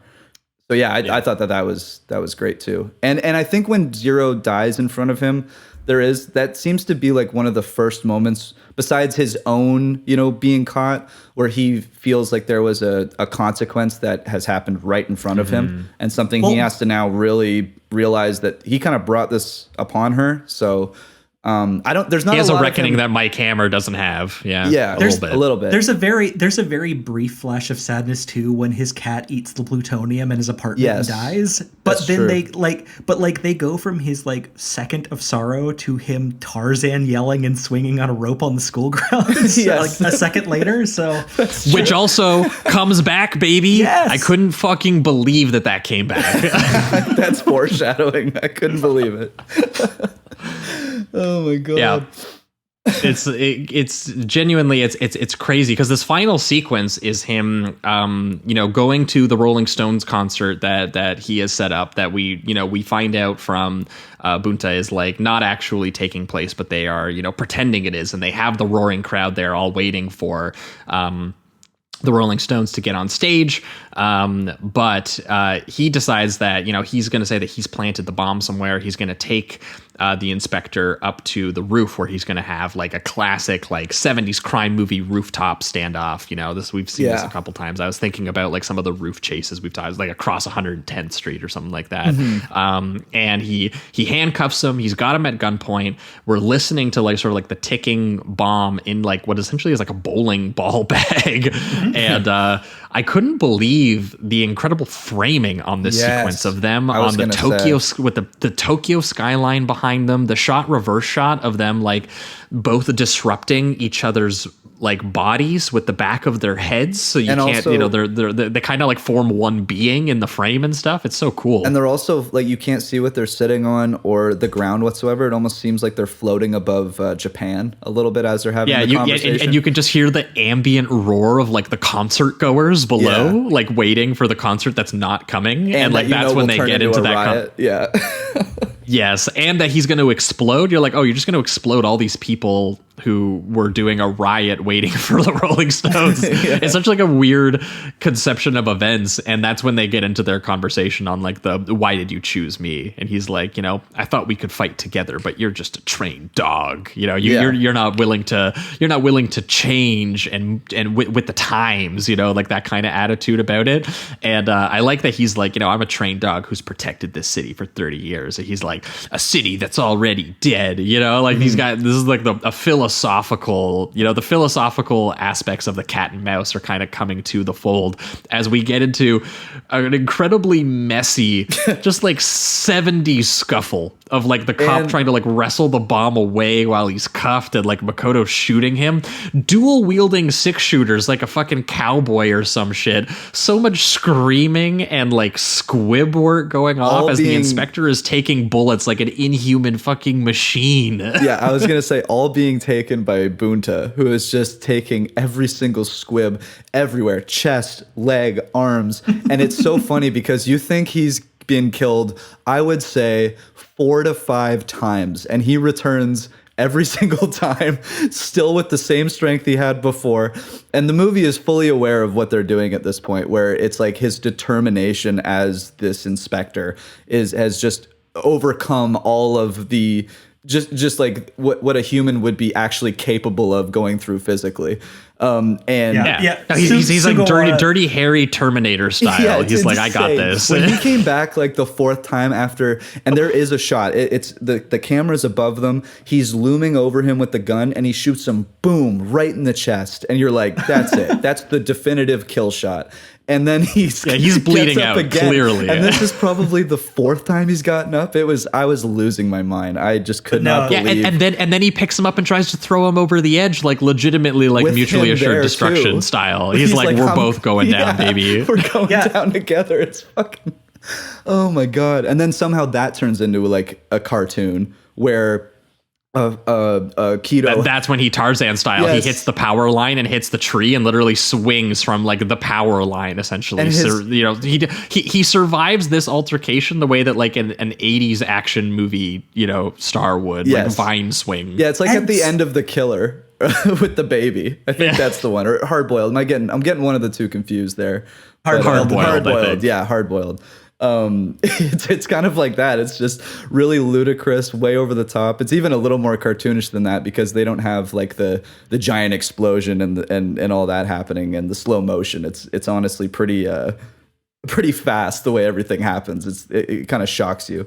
And they cut to Sugawara's corpse, still grasping at the air, Yes. like still trying to catch him. Like Oh my god, just cannot be killed.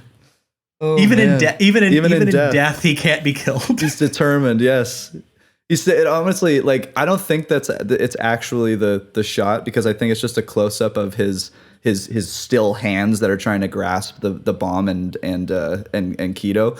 But there's also something for some reason in my head where you see his eyes still open, dead, but open and staring into his soul still, because that's just the kind of energy he gives off. Like, he's gonna come back as a zombie after this.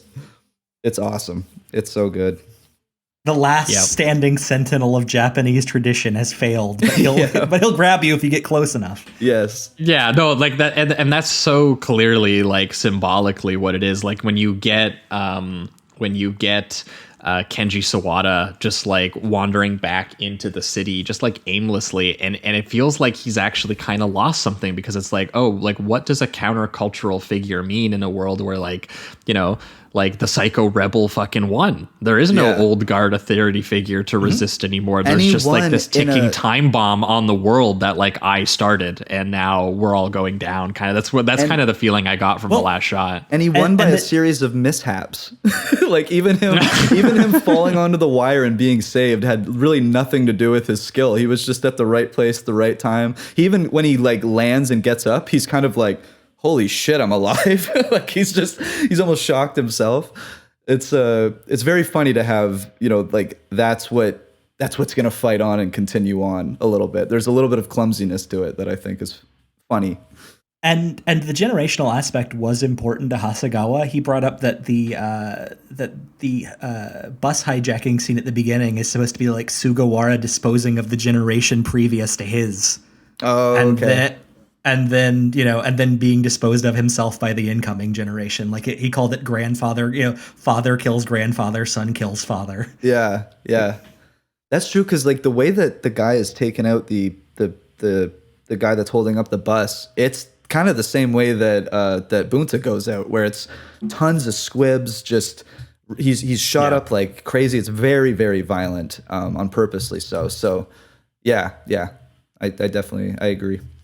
Very cool. If we're pivoting, I think towards reductive rating round. I you do got like more. the ending, like where he just walks down the street and it's still ticking, and they have this kind of like I love too how casual he's back to his kind of confident self that you see at the beginning. It kind of ends the way it begins, where it has the ticking clock and then a bomb goes off, and then it shows him like blowing the bubble gum.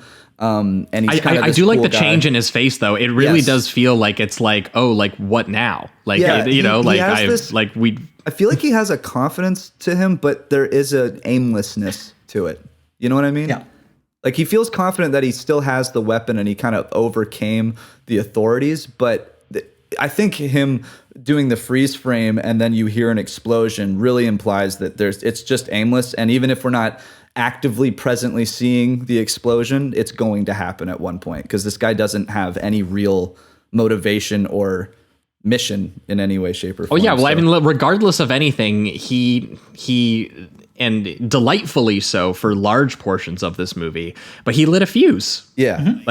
That's it, you know? Well, honestly, the freeze frame may be the moment the bomb just goes off. Like it's that would be hilarious. I think you can interpret it in both ways, because it does seem like it's just it's the way that I was a little confused by if it actually goes off was just that would mean I guess he's completely gone to the side of like, I'm just going to kill people, and there's not even a dynamic of like power over the authority has been overpowering me, or a counter revolution. It just feels completely sadistic at that point. So it feels a little strange given his character. I don't know. Maybe I don't know that I see it as sadism so much as I see it as like complete aimlessness. Like he doesn't. Yeah. Like there was no plan. There was. What do I do with the bomb? I just set it off. That's what you. That's what you would do. I don't know.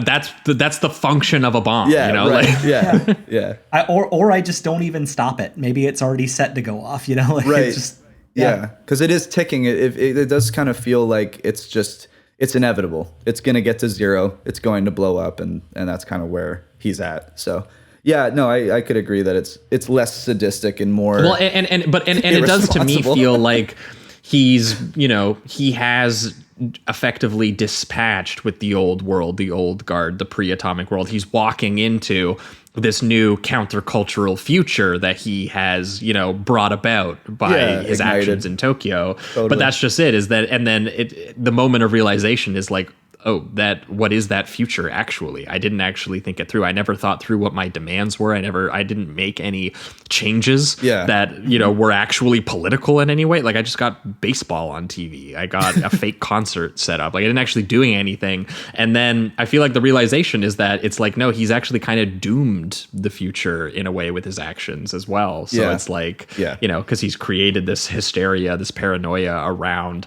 obviously this incredibly violent device that is killing him and driving him insane, as we've seen over the course of the movie, right? Yeah, he built the bomb just because he could, and that's all that mattered. And he even has this acceptance when he's walking of like he starts to grab onto his hair again, and he's really just pulling out just huge chunks. And instead of feeling worried, he's just kind of like, "Yep, it's almost like this is who I am now. Like I've embraced the power of the bomb."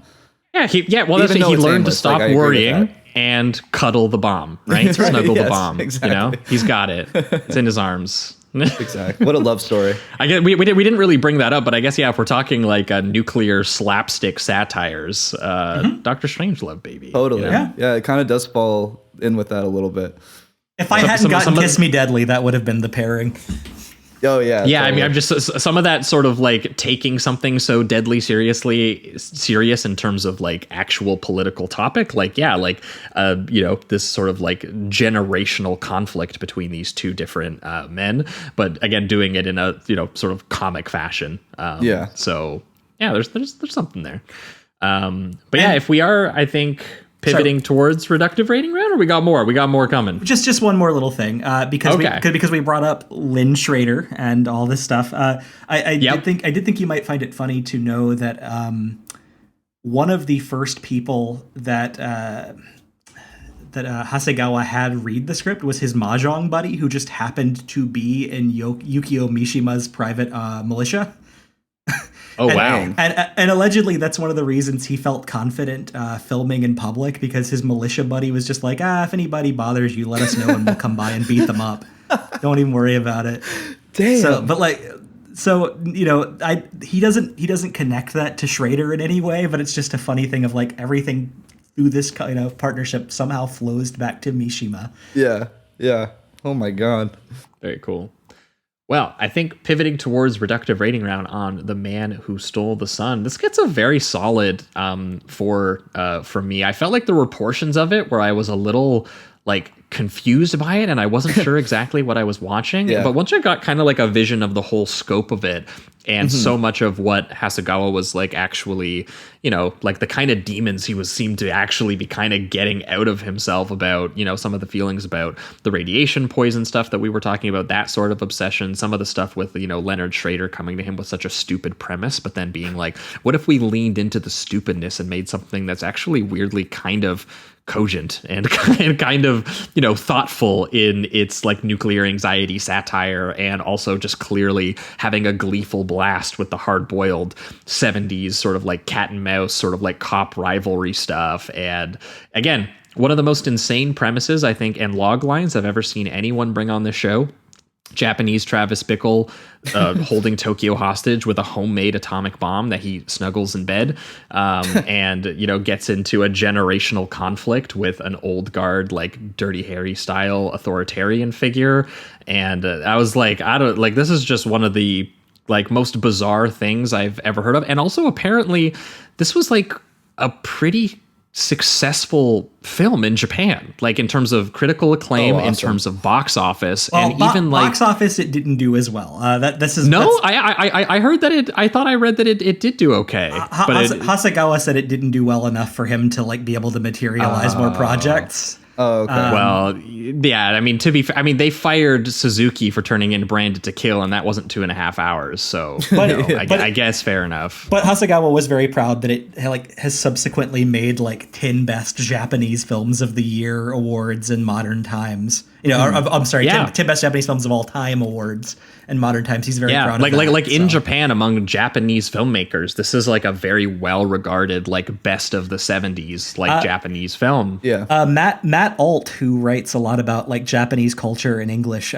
said that this was the first movie his Japanese wife showed him to convince him that Japanese films weren't all just anime and Godzilla. She was like, "This is a serious movie to watch." Like, oh man, hell yeah! That would have been wild for this to be one of your first Japanese films. That's rad. Yeah, that's so awesome. But I gotta be honest, like this has like a lot of great like genre movie bona fides and cult factor to it, despite obviously so much of the sort of like personal elements in it and the strange elements in it. There's a lot at play here that's just like generally enjoyable as a genre film, which surprises me that it doesn't have like more of a reputation in like the West. Like, how does this not have like an Arrow Video Blu-ray or something? How are more people like not talking about this one? I was a little surprised. Why is there no disc for this? I had to watch it on archive.org. That's what I mean. This is like still undervalued and like underseen today. So I don't know. It seemed weird to me that this has like such a little reputation, despite how like ambitious and weird and fun it is, how stylistically engaging it is, like how well it's doing the various, sort of apocalyptic, genre movie elements that it's doing. Like the ending too. I wanted to say one thing that I forgot to bring up. The idea of like this character being sort of like poisoned or transformed and like marching towards this ugly future. It made me think of something like Tetsuo the Iron Man a little bit too. Sure. Or the mix of goofy absurdity with like deadly serious consequences or political ideas. What was that Katsuhiro Otomo movie we did, Jamie? Do you remember what the Akira guy, the live action film we did of his in the apartment complex? I don't know why I'm blanking on his name. Is it World Apartment Horror? World Apartment that is Horror. it, That was yeah. another thing I thought about a little bit. I even thought about Takeshi Miike Sure. in terms of some of the crazy sort of like tonal fluctuations that he does. So I was like, there's so much like, you know, Japanese genre history in this film, and it's deployed so well. And if you're willing to get on the wavelength of just some of the hilariousness of the concept that both filmmakers agreed was delightfully stupid, they realized it in like the best, most tangible way I think you could have possibly have done that. And it does feel romantic sometimes. It does feel tragic. It's funny genuinely. And so I don't know. I really took to this, and I can't wait to rewatch it, honestly, and show it to someone else. Yeah. This feels like a prime, like, I got to be honest, that story you just told, Casey, this feels like a prime, like, this is a show someone, you know, Yeah, kind of movie. 'cause it's Can you just so believe bizarre. what the fuck you're watching? Yeah, that's the thing. I think, like, I'm also gonna give it a 4. I think this is incredibly well made. It's one of those films that,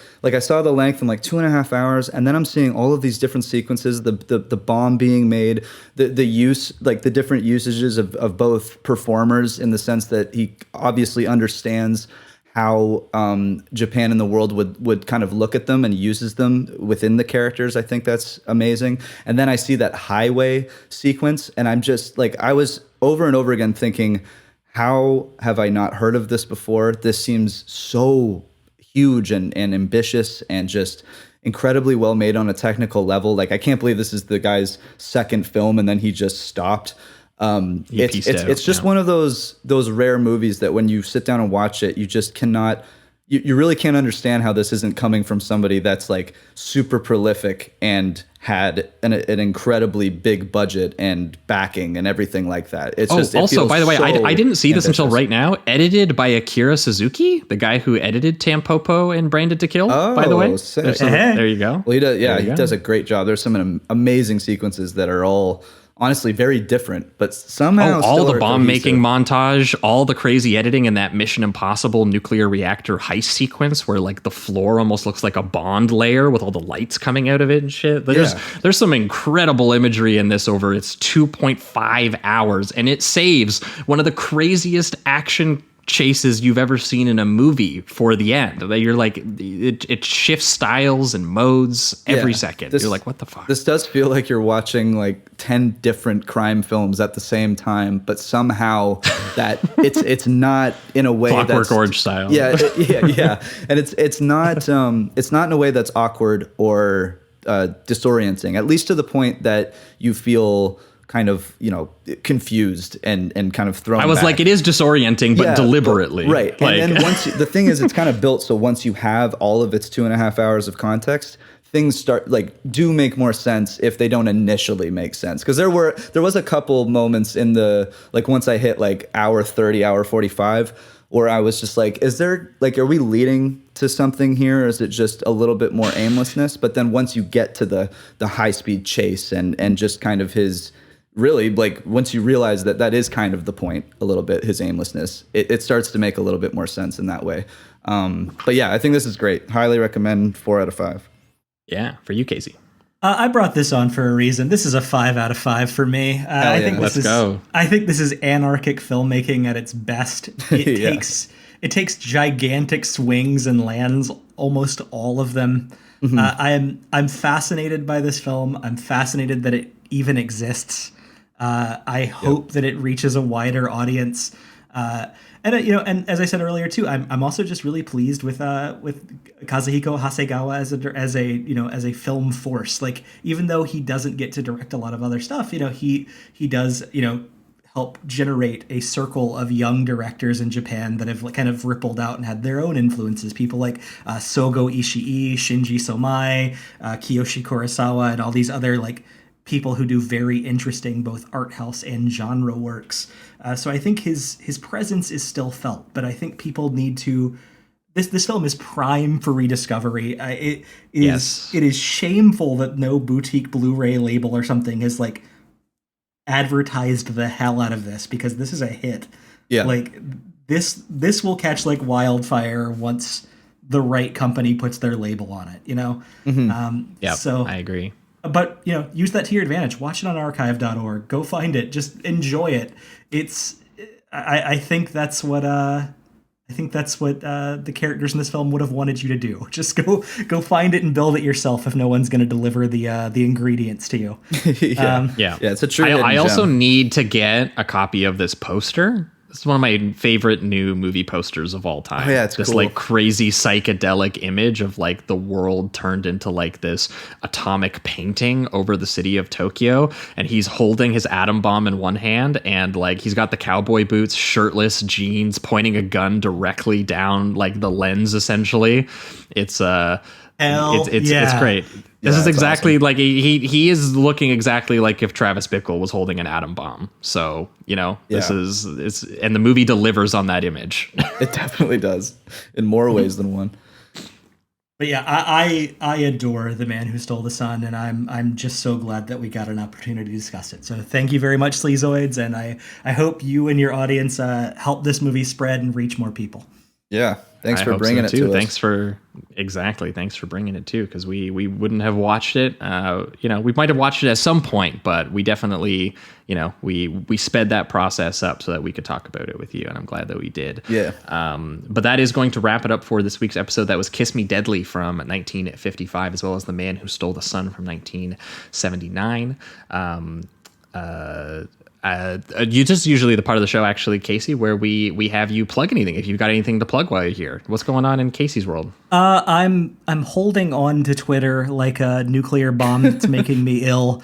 So snuggling up, getting radiation poisoning. Yeah, I get it. Yeah, but that so what I've told everybody is like I don't know where I'm going to end up online in the future. So I've just kind of squatted on everything as Minovsky article. You can send me an email at minovskyarticle@gmail.com. You can listen to my old episodes of Sleazoids. You can, that's true. You'll find me. You're on some Letterboxd kind of too, right? Doing some stuff over there, maybe. I the only thing I do right now on Letterboxd is read other people's reviews. So I keep up with what y'all are up to, but maybe I'll start using it. I need a different platform. That's where I'm at. Start writing some reviews and recommending some movies like The Man Who Stole the Sun. By the time I come back 2 years from now onto the show, I'll hopefully have a different vocation to let you know about. But yeah, in the meantime, email me at minovskyarticle@gmail.com and just look for me whatever your favorite platform is, and maybe I'm there. All right, thanks. Hell yeah. For our listeners, we are going to be back in 1 week's time, where we are going to be wrapping up Noirvember with your patron-voted episode, where we have you folks nominate the double feature and vote for it over on the Patreon. You guys chose Touch of Evil from 1958, directed by Orson Welles, as well as L.A. Confidential, directed by Curtis Hanson, obviously adapting James Ellroy from 1998. So that is going to be our big, massive wrap-up to Noirvember. And then in 2 weeks' time, over on the main feed, we have a very special returning guest who has brought us a hilariously named double feature. I don't know if this is actually going to be a hilarious double feature or not, but they are two movies with the exact same name. This is maybe one of the first gimmick pairings I've ever seen done this way, and there might actually be some thematic or plot connections. I haven't seen either movie yet. We're going to be talking about one I've been really meaning to get around to. Night of the Demon from 1957, directed by Jacques Turner, which I'm very excited about because I love Out of the Past. I Walked with a Zombie. So I'm very excited to talk about some Turner on the show. And we're going to be pairing that with Night of the Demon from 1980. Directed by James C. Wasson, which I have not seen, but from what I understand is like a Sasquatch, like horror film. Let's go. I can show my brother. He loves Sasquatch. Let's do this. Yeah. So this is like the poster literally looks like an evil cannibal Bigfoot. Fuck yeah. So let's go. No idea what the connective tissue is other than they both have the exact same name, Night of the Demon. So we are going Night of the Demon mode in 2 weeks' time. Sweet. So that's what you can look forward to over on the main feed. But that wraps it up for everything this week. Thanks so much for listening, and keep it sleazy. Keep it sleazy, everybody.